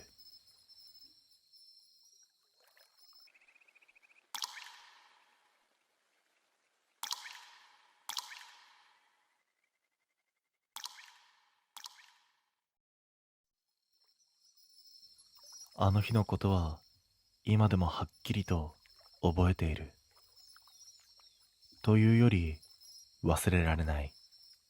という言い方の方が正しかった。仕事を終え、夜の国道を一人で走っていた。時計を見ると、もう日付は変わっている。この時間帯の運転は慣れているはずだった。ただその日は少しおかしかったんだ。バックミラーに何度も何かが映る。後続車のライトではない。参道に差し込む街灯の反射でもない。一瞬だけ人が立っているように見えるんだ。次の瞬間には消えている。気のせいだと思おうとしても同じことが何度も続いた。視線を前に戻すたび、背中のあたりがじわりと重くなる。そんな時、道の駅の看板が見えた。正直、ほっとした。理由はわからないが、とにかく車を止めたかった。駐車場には車が数台あるだけで、人の気配はほとんどなかった。エンジンを切った瞬間、さっきまで聞こえていた走行音が嘘のように消えた。その静けさが逆に不自然だった。車を降りると建物の入り口近くに小さな台が置かれているのが見えた。スタンプ台だった。観光地によくある記念のスタンプ。この道の駅にもあるのかと何気なく近づいた。だがそこで足が止まる。スタンプ台の周囲だけ床の色が濃く変わっていた。まるで何度も人が立ち続けたような、そんな跡だった。台の横には使い古されたノートが一冊開いたまま置かれていた。表紙には何も書かれていない。中を覗くとスタンプの押し跡が同じページに何度も重ねられている。位置も向きもすべて同じ。胸の奥が嫌な感じでざわついた。その時、背後で髪が擦れるような音がした。振り返ってもそこには誰もいない。なのにさっきまでより確かに近くに何かがいる気配だけが残っていたんだ。気味が悪いと思いながらもなぜかその場所を離れられなかった。理由はわからない。ただスタンプ台の前に立っていると、ここに来るまでの道のりが頭の中で何度も再生される。バックミラーに映った一瞬の人影。誰もいないはずの場所で感じた視線の重さ。それらがこの台に集まってきているような感覚だった。ノートの横にインクの染みたスタンプが置かれている。押せと言われている気がしたんだ。紙を取り出し、スタンプを手に取る。持った瞬間、指先に妙な温かさを感じた。冷えているはずなのに、人の体温に近い。一瞬ためらったが、そのまま紙に押し当てた。ぐにゃっと柔らかい感触が伝わった。ゴムではない。インクでもない。思わず手を離すと、紙の上にはっきりと跡が残っていた。それを見て息が止まった。そこに押されていたのは道の駅のロゴではなかった。人の形だった。立っている。正面を向いている。両腕は体の横にだらりと下げられている。さっきバックミラーに映っていた影と全く同じ姿だった。背中に冷たいものが落ちる感覚が走った。慌てて周囲を見渡す。駐車場、建物の入り口、ガラス越しの売店。どこにも人はいなかった。なのに足元の床に新しい足跡が一つ増えていた。それはスタンプ台の前で止まり、自分のすぐ後ろまでまっすぐ続いていたんだ。その時、ノートのページが一人でにゆっくりとめくられた。新しいページの一番上にまだ乾いていないインクで同じ人型がすでに押されていた。数を数える気にはなれなかった。なぜならその一番新しい影だけがほんの少しこちらに近づいているように見えたからだ。もうそこにいることが耐えられなかった。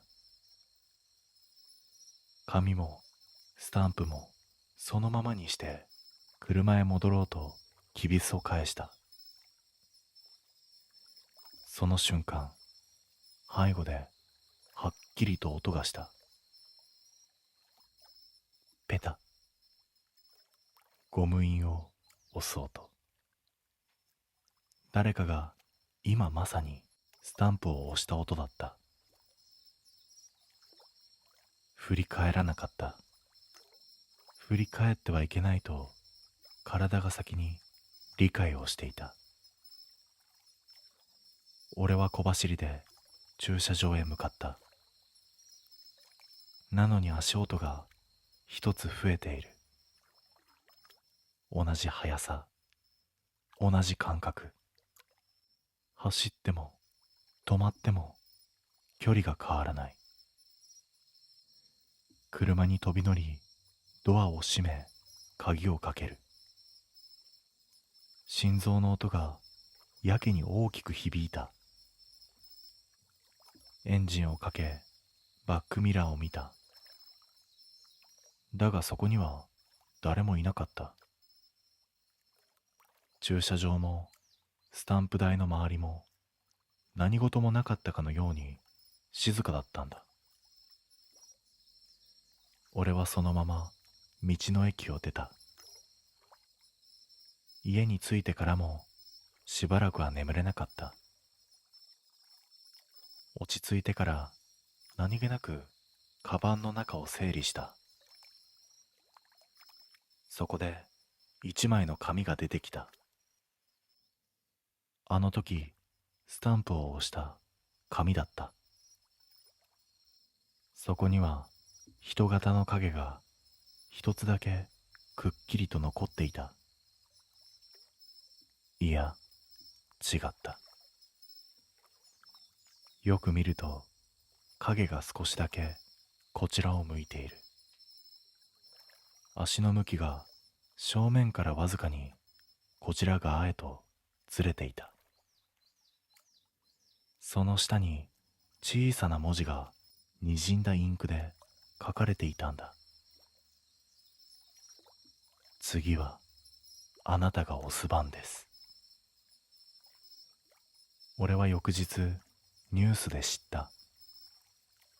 あの道の駅は何年も前に夜間に人が消える事例が相次ぎ、スタンプ台だけを残して撤去された場所だったんだ。今でも同じ形のスタンプが増え続けている理由は誰も説明できないらしい。あの紙は今も捨てられずにいる。影の向きが毎日ほんの少しずつ近づいているからだ。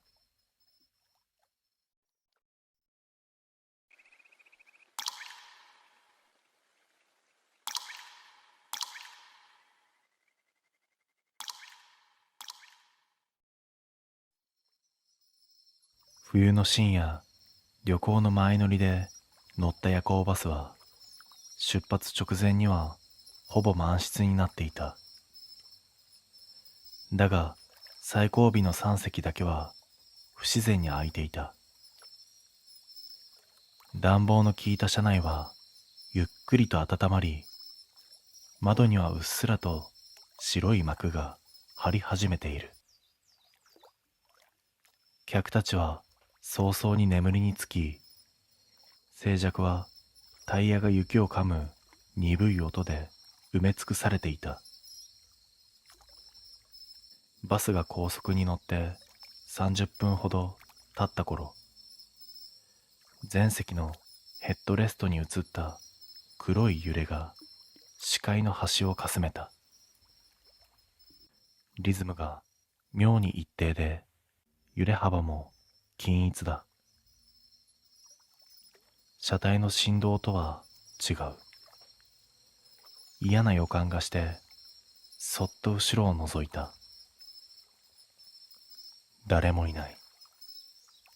座面は冷えたまま、荷物も痕跡もない。けれど、前席の反射には、はっきりと何かの首だけが左右に揺れている影が映っていた。バスが揺れるタイミングとは一切合わない。まるで自分の存在を知らせるために動いているような生き物めいたリズムだった。視線を戻しても影だけは揺れ続ける。左へ、右へ。その度に暗がりの奥で軸のような形がぶれる。顔はない。ただそこに首だけがあるように見える。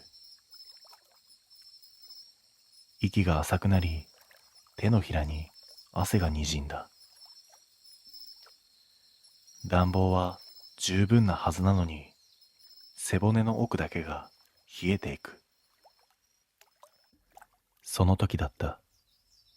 揺れがピタリと止まり、影がゆっくりと前へ沈むように形を変えた。ヘッドレストに映る輪郭が伸び、こちらの肩の高さへと重なった。俺の真後ろに誰もいないはずの席から何かが身を乗り出してきている。影がこちらへ沈み込むように伸びてから時間の感覚が急に曖昧になった。背もたれ越しに重さの気配がじわりと広がり、肩の位置に冷えた空気がまとわりつく。誰も触れていないはずなのに、服の生地がわずかに引かれる感覚があった。怖くて振り返れない。だが反射を見る限り、影は確実に俺の真後ろにいる。左右へ揺れていた首が今は前後へと揺れ始め、呼吸を真似するように上下している。バスがカーブに差し掛かり、車内がわずかに傾いた。その瞬間、その影だけが傾かなかった。まるでバスの動きとは無関係に固定された軸で揺れ続けている。座席の上から生えたような不自然な存在。俺は耐えきれず、ほんの少しだけ体をずらした。すると揺れも同じ方向へついてくる。遅れも誤差もなく、まるで俺の動きに合わせて追いかけてくるように。そして影の揺れがふと止まった。止まったまま反射の輪郭が首を傾けるように形を変えた。こちらを覗く角度。だが反射には顔が映らない。映るのは輪郭だけの首がこちらに寄り添う姿だけ。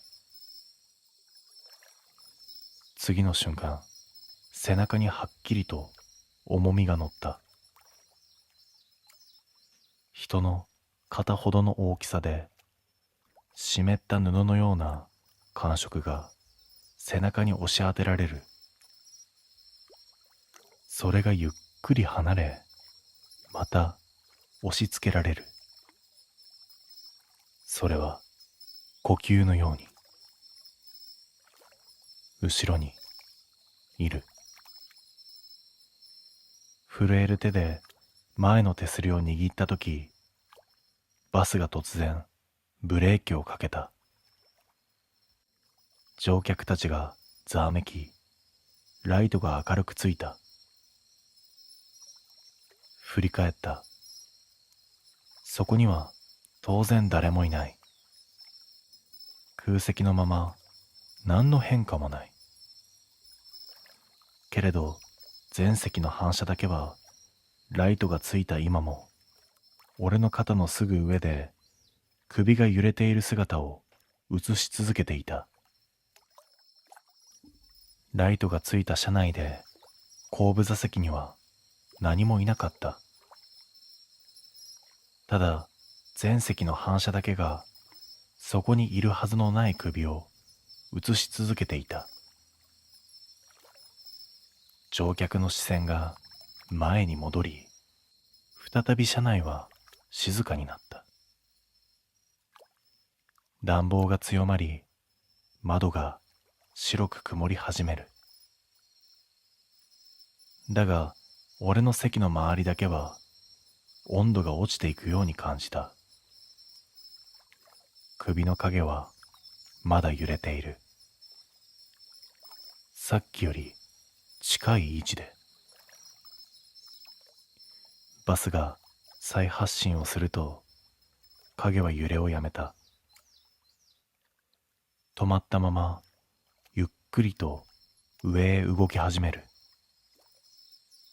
肩の高さから頭上より高い位置へ。まるで後ろの空席の背もたれに立ち上がったかのように。反射の輪郭が俺の頭の真後ろに重なった。息をするたびに首の影がわずかに膨らむ。呼吸を合わせている。合わせながら距離を詰めてきている。怖さで体を動かせずにいると背中に冷たい線がスッと走った。服の上から何かの顎の形が押し付けられたような感触。軽い重さが首筋に傾き、わずかに揺れる。反射の影と全く同じ動きだった。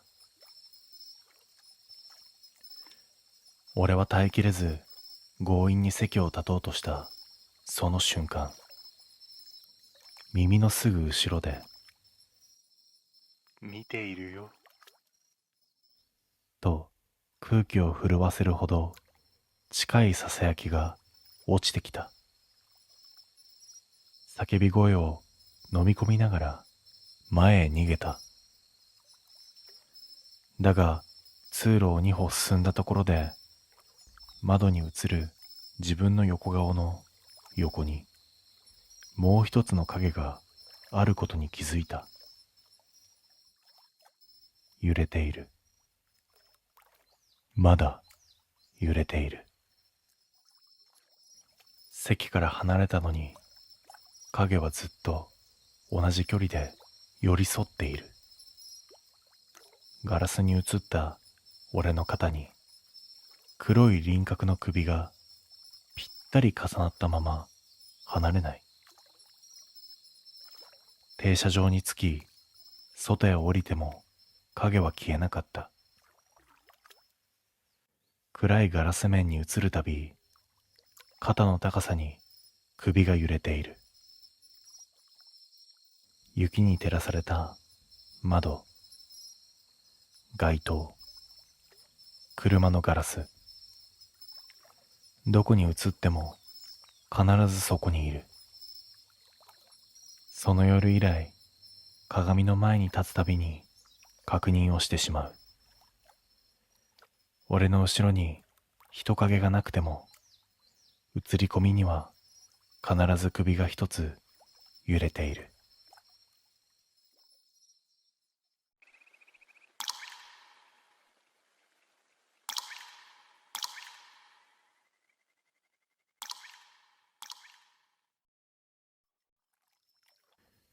大学生の頃、仲のいい4人でよく肝試しに行っていた。行き先は人気のない公園とか山道とか、いかにも出そうな場所ばかりだったが、深刻に怖がる奴は少なかった。そんな軽い空気のまま、俺たちはある夏の夜、近くのダムへ向かった。夜のダムって、やべえらしいぞ。誰かが軽いノリで言い出し、それに乗る形で行くことにした。当時はただの遊びだと思っていた。そのダムは市街地から外れた山の中にあり、街灯もほとんどない。堤防の上は広いが、夜になると湖面も空も黒一色で、境目すらわからない。駐車場に着いた瞬間、誰も笑わなくなった。空気が重かったんだ。風の通り道なのになぜか音がしない。4人で懐中電灯を持って堤防へ向かった。先頭は陽キャの2人。後ろに俺ともう一人慎重なタイプ。冗談を言うやつもいなかった。堤防の上に立つと湖からひんやりした湿気が上がってくる。手すりの向こうは真っ暗で、光を向けても何も返ってこない。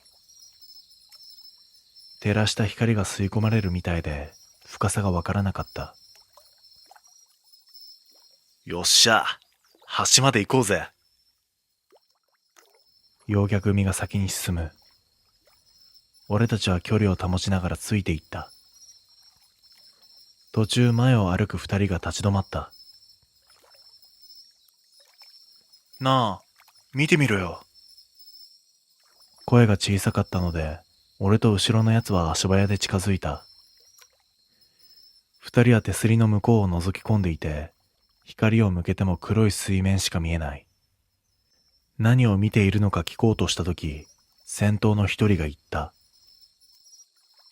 あれ、下で誰か歩いてる。冗談にしては声が震えていた。俺は冗談じゃないと直感した。手すりの真下に人が歩ける場所なんてない。強いライトで照らしたが、やっぱり何も見えない。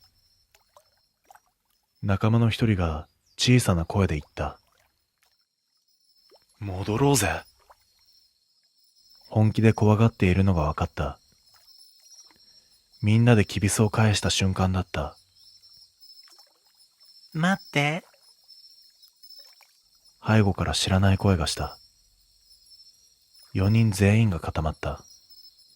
聞き間違いにしては鮮明すぎる若い女の声だった。ゆっくり振り返ると、水面の方からかすかなザザッという音がした。波の音ではない。誰かが足元の砂利を踏んだような生の音。次の瞬間、先頭の二人が走り出した。理由も言わずに、パニックのまま駐車場へと全力で。俺たちも追いかけようとした。だが湖の方から、どこに行くの？とはっきりと声がした。呼吸が止まり、足が動かなくなった。振り向かなくても分かった。あれはこの世の声ではなかった。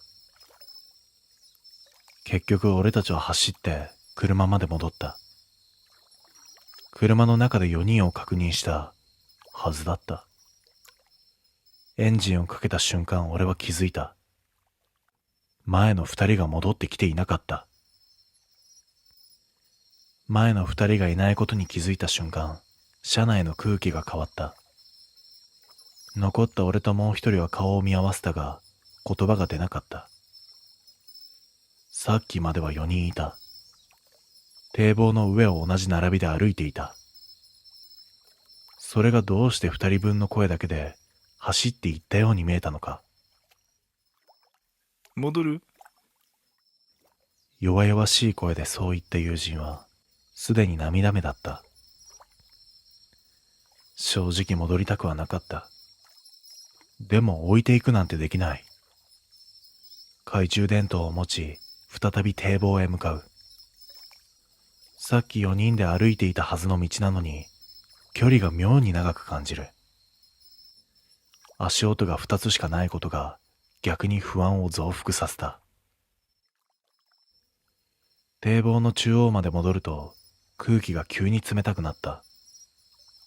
湿気とは違う、皮膚にまとわりつくような冷たさ。光を湖面に向けてもやはり何も見えない。ただ黒いだけの水面が底なし沼みたいに見えた。おい！と友人が叫んだ。堤防の端、先頭の2人が覗き込んでいた場所に向かってライトを振る。しかし誰もいない。足跡もないし、堤防のコンクリートは乾いたまま。走り抜けた痕跡が全くなかった。絶対、ここ戻ってきただろう。友人が震え声でつぶやく。その瞬間、手すりの向こうで音がした。チャポ、チャポ。と、水の揺れとは明らかに違う。一定のリズムでゆっくりと近づいてくる。ライトを向けても黒一色のまま。なのに音だけがはっきり聞こえる。誰かが水面を歩いている。そう思った瞬間、背中に冷たい汗が流れた。この状況で水の音を確認する勇気なんて俺にはなかった。やばい。帰ろう。マジでやばい。友人が後ずさる。俺も同じタイミングで足を引いた。その時だ。おーい。堤防の向こうから先頭の2人の声がした。助かったと思った。反射的に手すりによって声の方向へ光を向ける。しかし見えなかった。何もかも見えなかった。声だけが堤防の遥か下、黒い水面の上から届いていた。おーい。先、行ってるから。その声はいつもの調子なのに、どこか引きずられているように不自然だった。湖面の奥に向かって沈んでいくような、ゆっくりした響き。友人が俺の腕を掴んだ。振り返ると涙をこらえている。あの声、上からじゃない。下から聞こえる。言われて気づいた。確かに声が真下から響いている。手すりのすぐ真下。続いた声は聞き慣れたものではなかった。音の奥に別の声が混じっていた。低い声、濁った声。まるで誰かの喉に手を突っ込んだような泡の混じる声。おーい、おいでよ。俺たちは一斉に駆け出した。もう二人を探すとか、そんな気持ちは吹き飛んでいた。駐車場に着くまで声はずっと追いかけてきた。堤防の上の足跡は二つだけだった。なのに背後から聞こえる水の音は三つか四つあった。車に飛び乗った瞬間、湖の方から最後に響いた声を俺は今でも忘れられない。二人、返さないぞ。駐車場から離れようとエンジンをかけたが、友人の手が俺の腕を強く掴んだ。待て。あれ見て。震える指が指した先、堤防の上に二つの明かりが並んでいた。懐中電灯の光だ。さっき走り出した二人が持っていたもの。だが光の揺れ方がおかしい。左右に振られるでもなく、誰かが足元を照らすように上下するでもない。手すりの外側でふらふらと浮いている。まるで人の腕ではなく、湖から突き出した棒にくくりつけられたみたいに。なんで、外にあんだよ。友人が泣きそうな声でつぶやく。堤防の外側に人が立てる場所なんてない。それなのに懐中電灯だけがそこにあった。光がゆっくりと揺れた。そして二つ同時に傾いた。その動きは人の体が横に倒れる角度そのものだった。次の瞬間、二つの光は湖の闇に向かって静かに沈んでいった。水しぶきも音もない。ただ光だけがそこに引きずり込まれるように消えていった。俺と友人は叫びもできず、その場で固まった。そして遠くでまたあの声がした。戻らないよ。堤防の下、湖の真ん中、どこからともなく響く二人の声。先に行ってるから。あの日の調子のまま。だけど言葉の奥に別の何かが混ざっていた。人の声ではない、濁った引きずるような響き。友人が泣き出し、俺の腕をつねるように掴んだ。その指が冷たく震えているのを今でも覚えている。逃げよう。もう無理だ。俺たちは車に飛び乗り、ライトをつけて山道を下った。バックミラーを見るたびに堤防の方に白い点が浮かんだ気がして目をそらすことができなかった。数分後、街の明かりが見え始め、ようやく息ができた。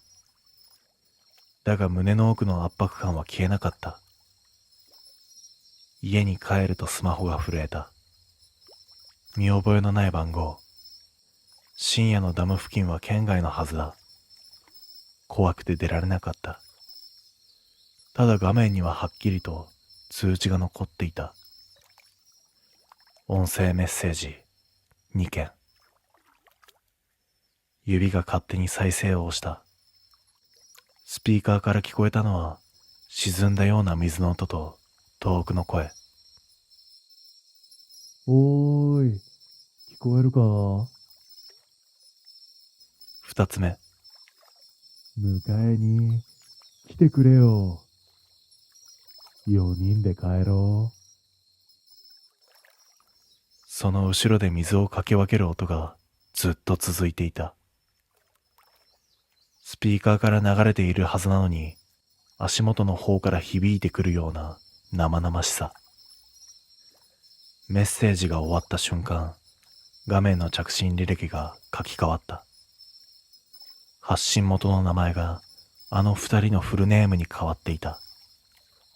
再生ボタンの横には新しい通知があった。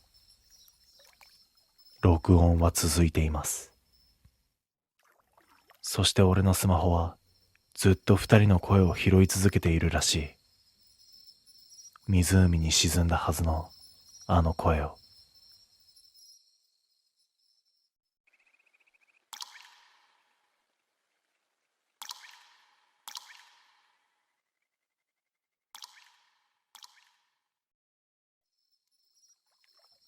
今でもポケットに手を入れるたびにあの感触を思い出す。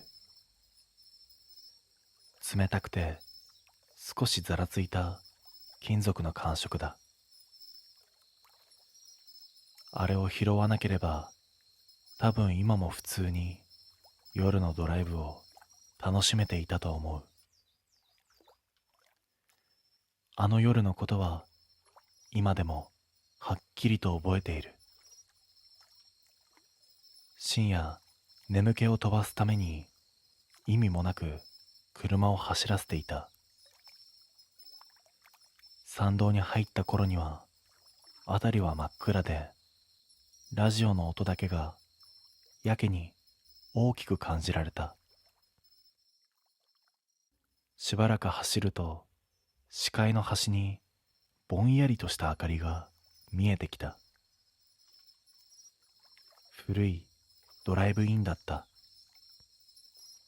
看板は色あせ、文字も途中までしか読めない。それでも店内だけは明るく、闇の中に浮いているように見えた。腹が減っていたわけでもない。トイレにも行きたかったわけではない。それなのに俺は自然とブレーキを踏んでいたんだ。駐車場に車を入れると他には一台も止まっていなかった。音が急に消えた気がした。車を降りた瞬間、足元でカチッと乾いた音がした。アスファルトの上に小さな金属の輪が落ちていた。キーホルダーだった。拾い上げると丸い板によくわからないような刻印がある。数字のようにも見えるし、順番を示す印にも見えた。その時、胸の奥がほんの一瞬だけ重くなった。これは拾わない方がいい。そう思ったのに、俺はそれをポケットに入れてしまった。店の入り口を見ると、さっきよりも少しだけ暗くなっている気がした。今思えば、あの時点でもう始まっていたんだと思う。そのまま店には入らず、俺は車に戻った。理由はわからない。ただ、建物に近づきたくなかったんだ。エンジンをかけた瞬間、ポケットの中で金属がぶつかる音がした。走り出してからも、その音は何度も鳴った。カーブに差し掛かるたび、減速するたびに、まるでタイミングを合わせているようだった。俺は気味が悪くなり、信号待ちでポケットから取り出した。キーホルダーの表面に、さっきは気づかなかった細い傷が増えている。線が一本、また一本と並ぶように刻まれていたんだ。その夜、家に着いてからも落ち着かなかった。玄関の鍵を閉め、机の上にキーホルダーを置いた。しばらくして風もないのにカチッと音がした。見るとキーホルダーが机の端まで移動をしていた。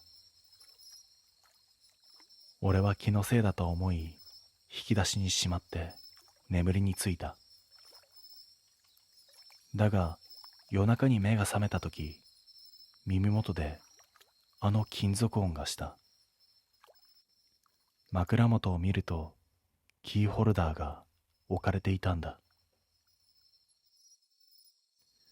翌日、知人に何気なく話すと、顔色を変えてこう言われた。あのドライブイン、昔人が帰らなくなった場所だよ。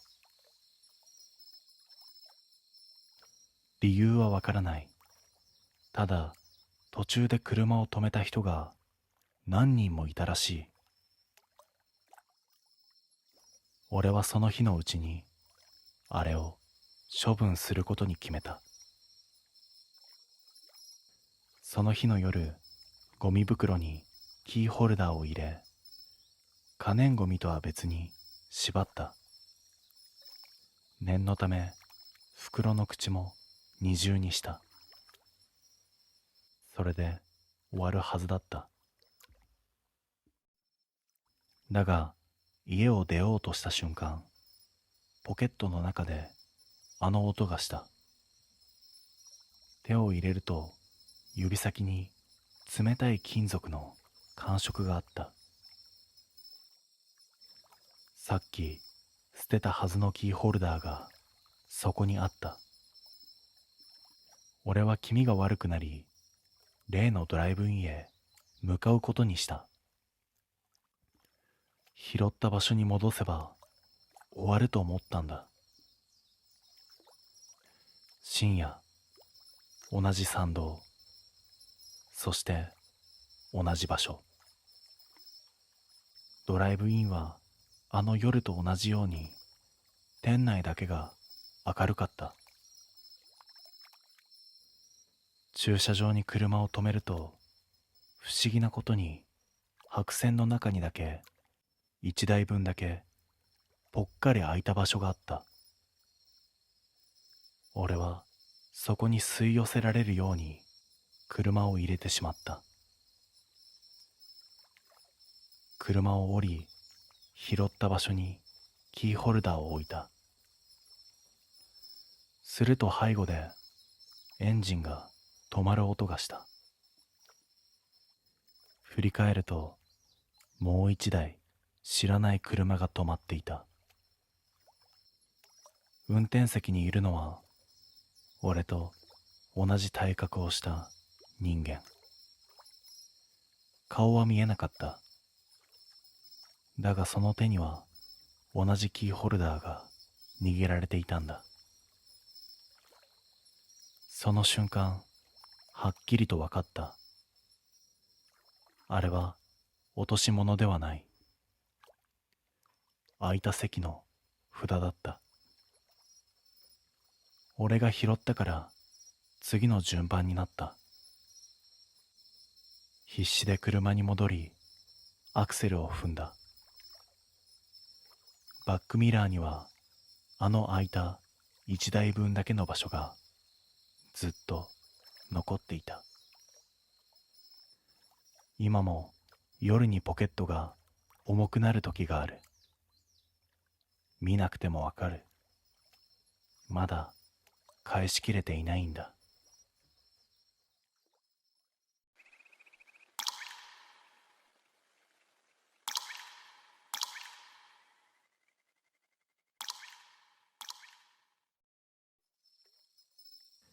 あの日のことを思い返すと胸がざわつく。観光地で写真を撮っていただけなのに、帰り道で事故に遭う理由が自分でも分かってしまったからだ。友人2人と俺は山の観光地にある有名な神社へ立ち寄った。パワースポットとして人気らしく、長い石段の先に古い社が建っている。夏の終わりで人も少なく、風だけが妙に冷たかった。本殿の横には使われていない小さな祠があった。観光客が置いたらしいお守りや落書きが並んでいる。友人が面白半分で写真を撮り、俺もスマホを構えた。シャッターを押した瞬間、画面の端に白い指みたいなものが映った。人の腕ではない。かすかに透け、指先だけこちらに向けられていた。おい、今の見た？友人に見せようとして写真を確認すると、白い指はもう消えていた。気味が悪かったがすぐに山を降り、車に乗った。助手席のドアを閉めたとき、冷たい空気が一気に流れ込んだ。窓は全部閉めているのに。車が動き出すと、カチッとシートベルトの警告音が鳴った。後部座席の右だけ。誰も座っていないはずの場所で赤いランプが点滅していた。え？なんで？運転席の友人が首をかしげると、ランプは勝手に消えた。まるで付け直したかのように。嫌な胸騒ぎがあった。それなのに俺たちは、センサーの誤作動だろう、と軽く流してしまった。山道を抜けて国道へ出た頃、車内で妙な音がした。助手席の足元から布をこするような、スルッ、スルッという音。最初は気のせいだと思ったが、俺の足の甲あたりを冷たい何かが撫でていく感覚がした。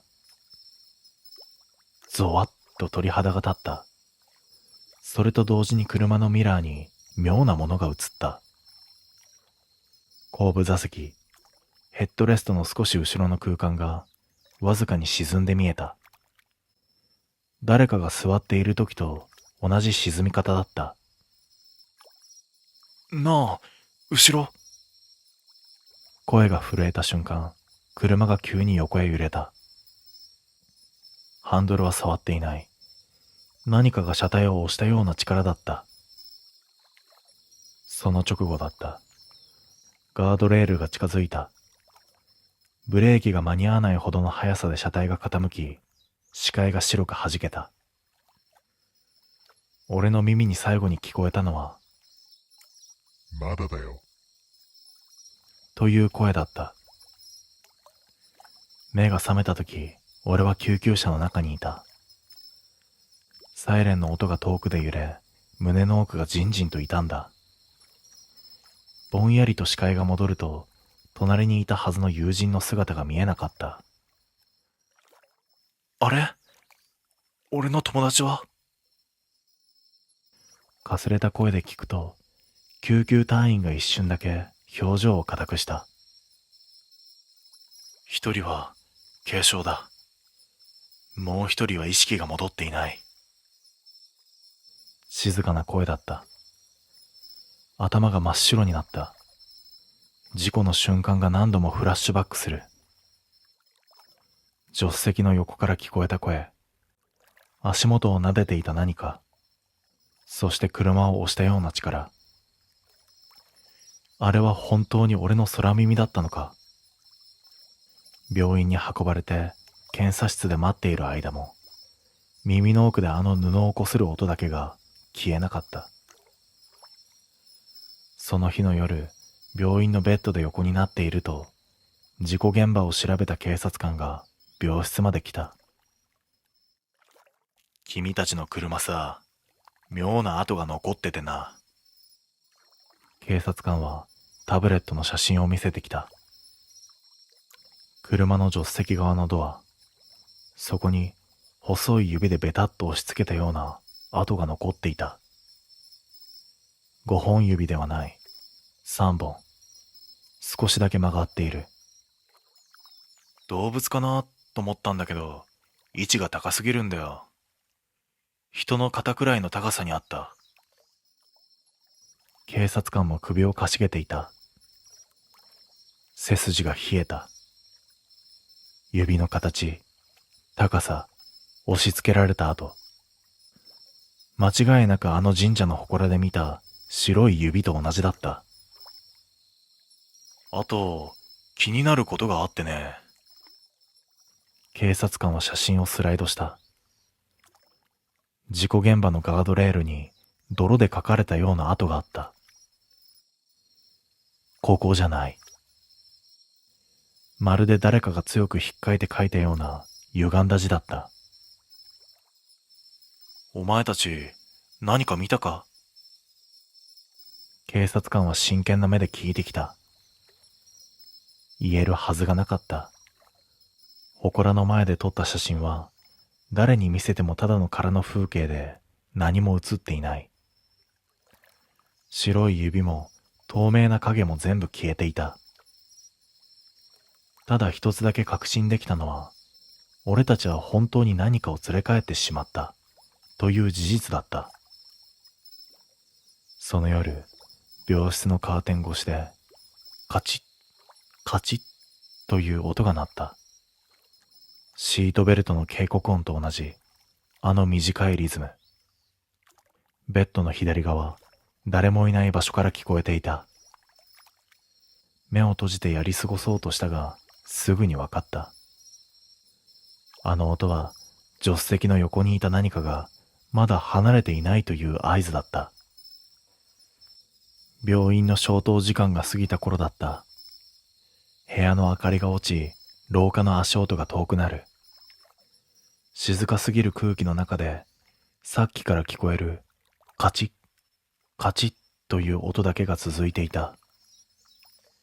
あのリズム、あの高さ、助手席で鳴っていたシートベルトの音と全く同じだった。目を開けると、病室の天井がぼんやりと白く浮かんでいた。カーテンが風もないのにゆっくりと動いた。そこに誰かいるの？自分でも驚くほど声が震えていた。返事はなかった。けれど確かに気配が近づく音だけがした。布をスラスラ引きずるような小さな音。ベッドの脇で何かが動いた。恐る恐る顔を向けると、暗闇の中で沈んだ影が形を作っていた。人の形ではない。肩が妙に高く、指が異様に長く、一つ一つの関節が細く折れ曲がっている。その影はずっと俺の方を向いていた。事故の瞬間に助手席で聞こえた声。まだだよ。あの声が耳によみがえった。その影がゆっくりと腕を伸ばし、病室の床に触れた瞬間だった。シートベルトの音がベッドのすぐ横で鳴った。存在しないはずの助手席が俺の病室の中に再現されたように。胸の鼓動が微妙で響いた。体が固まった。影はベッドの端に座った。薄暗い中、布団が沈む。まるで誰かが腰をかけたように重く沈んだ。俺は一瞬で理解した。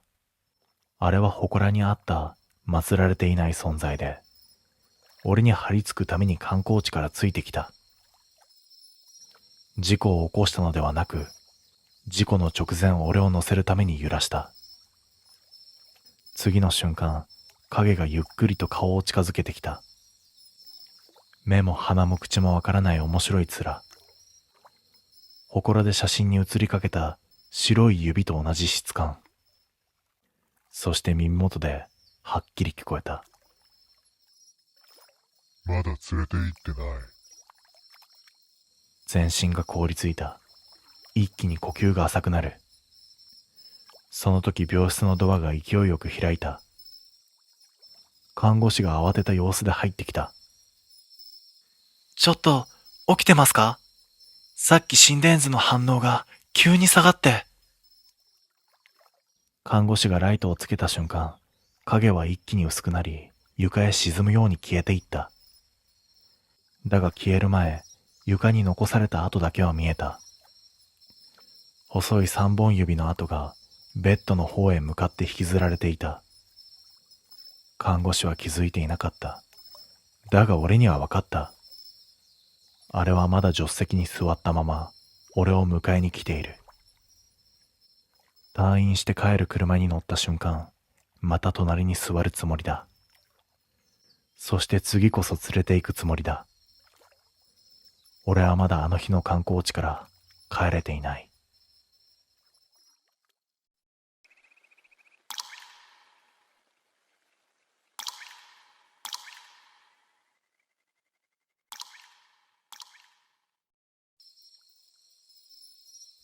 大学時代の友人に誘われて参加した地方の観光バスツアー。紅葉と旧鉱山跡を巡るコースとパンフレットに書かれていた。週末限定の特別ツアーらしく、料金も安かった。俺は興味本位で申し込んだが、集合場所でパンフレットを持っているのは俺だけだった。添乗員に聞くと、あ、それはもう配布していないんです。と笑っていた。なんとなく気になったが、そのまま乗車した。出発をしてから1時間。車内のガイドが抑揚のない声で案内を始めた。最初の目的地は鶴の淵鉱山跡です。長く封鎖されておりましたが、地元の協力により一部が一般開放されました。その声がどこか機械的で原稿を読んでいるように感じた。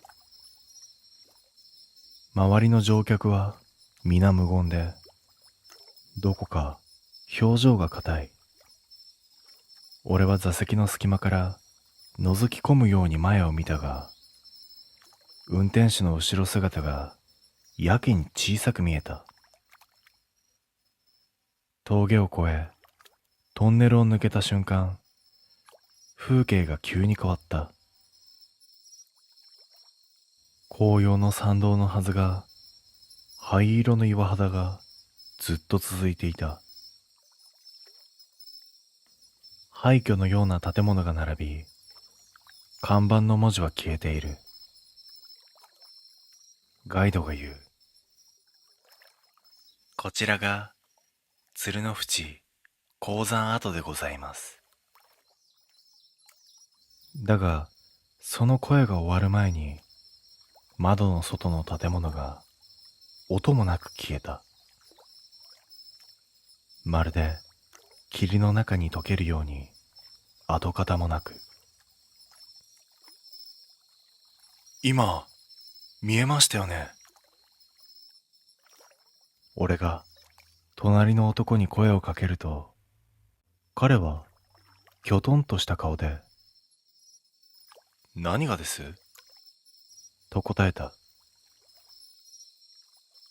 窓の外には何もない岩肌だけが広がっていた。運転手がバックミラー越しにこちらを見て、ゆっくりと口角を上げた。その瞬間、俺は寒気を感じた。理由もなく、体が、ここは違う、と言っていた。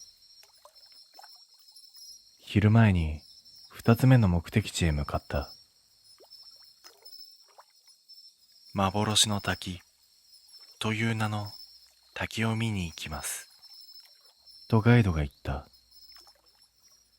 俺はその名前に違和感を覚えた。パンフレットには白羽の滝と書かれていたはずだ。俺はバッグからそれを取り出して確かめた。確かに白羽の滝。だが同じページの写真が違う。昨夜見たときは緑の山間の滝だったのに、今は灰色の岩壁が映っている。ねえ、これ変わってません？と隣の男に見せたが、彼は笑って、最初からそれでしたよ、と言った。どう考えてもおかしい。滝の名前も写真も説明文まで変わっている。まるで別のツアーにすり替わっているようだった。到着して外に出ると冷たい風が吹いた。視界の先には確かに滝があった。ただ、それは動いていたんだ。岩の間から流れ出す白い筋が、滝というよりも何かが這い降りているようだった。目を凝らすと、それは水ではなかった。白く濡れた腕のようなものが無数に重なり合っていた。添乗員が笑顔のまま、ごゆっくりご覧ください、と言い、俺の肩を軽くポンと叩いた。その手が異様に冷たかった。他の乗客たちはまるで催眠にかかったかのように無言でカメラを構えていた。シャッター音が続く。俺も写真を撮った。だがモニターに映ったのは滝ではなくバスの車内。自分が座っていた席が暗い車内にポツンと映っていた。その後すぐに出発した。ガイドが言った。次はハイトの展望台です。パンフレットにはそんな場所載っていない。俺はふと運転席のミラーを見た。そこに映る乗客の顔が一人、二人とだんだん少なくなっていった。ハイトの展望台。その名前の通り、そこは街を見下ろす高台に立っていた。だが、下に見えるはずの街がなかったんだ。ただ、灰色の地面がどこまでも続き、瓦礫のようなものがぽつりぽつりと転がっている。風が吹くたびに乾いた音を立てて崩れた。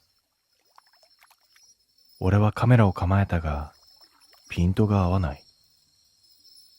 液晶画面の中で風景が波打つように歪んでいた。ガイドが小さくマイクを握りしめたままこう言った。この街はかつて地図から消されました。けれど今も訪ねてくる方がいらっしゃるんです。背中に冷たい汗が伝った。他の乗客たちは無言のまま全員が同じ方向を見ていた。その視線の先に古びた観光案内板がそこにあった。そこには鶴の淵鉱山跡と書かれていた。最初に訪れたあの場所の名前。だが板の上にはハイト展望台という文字も重なっていた。まるで同じ場所の別名のように。バスへ戻ると、空はもう夕方の色だった。帰り道、車内で再びガイドが話し始めた。最後に立ち寄った幻の滝はいかがでしたか？俺は言葉を失った。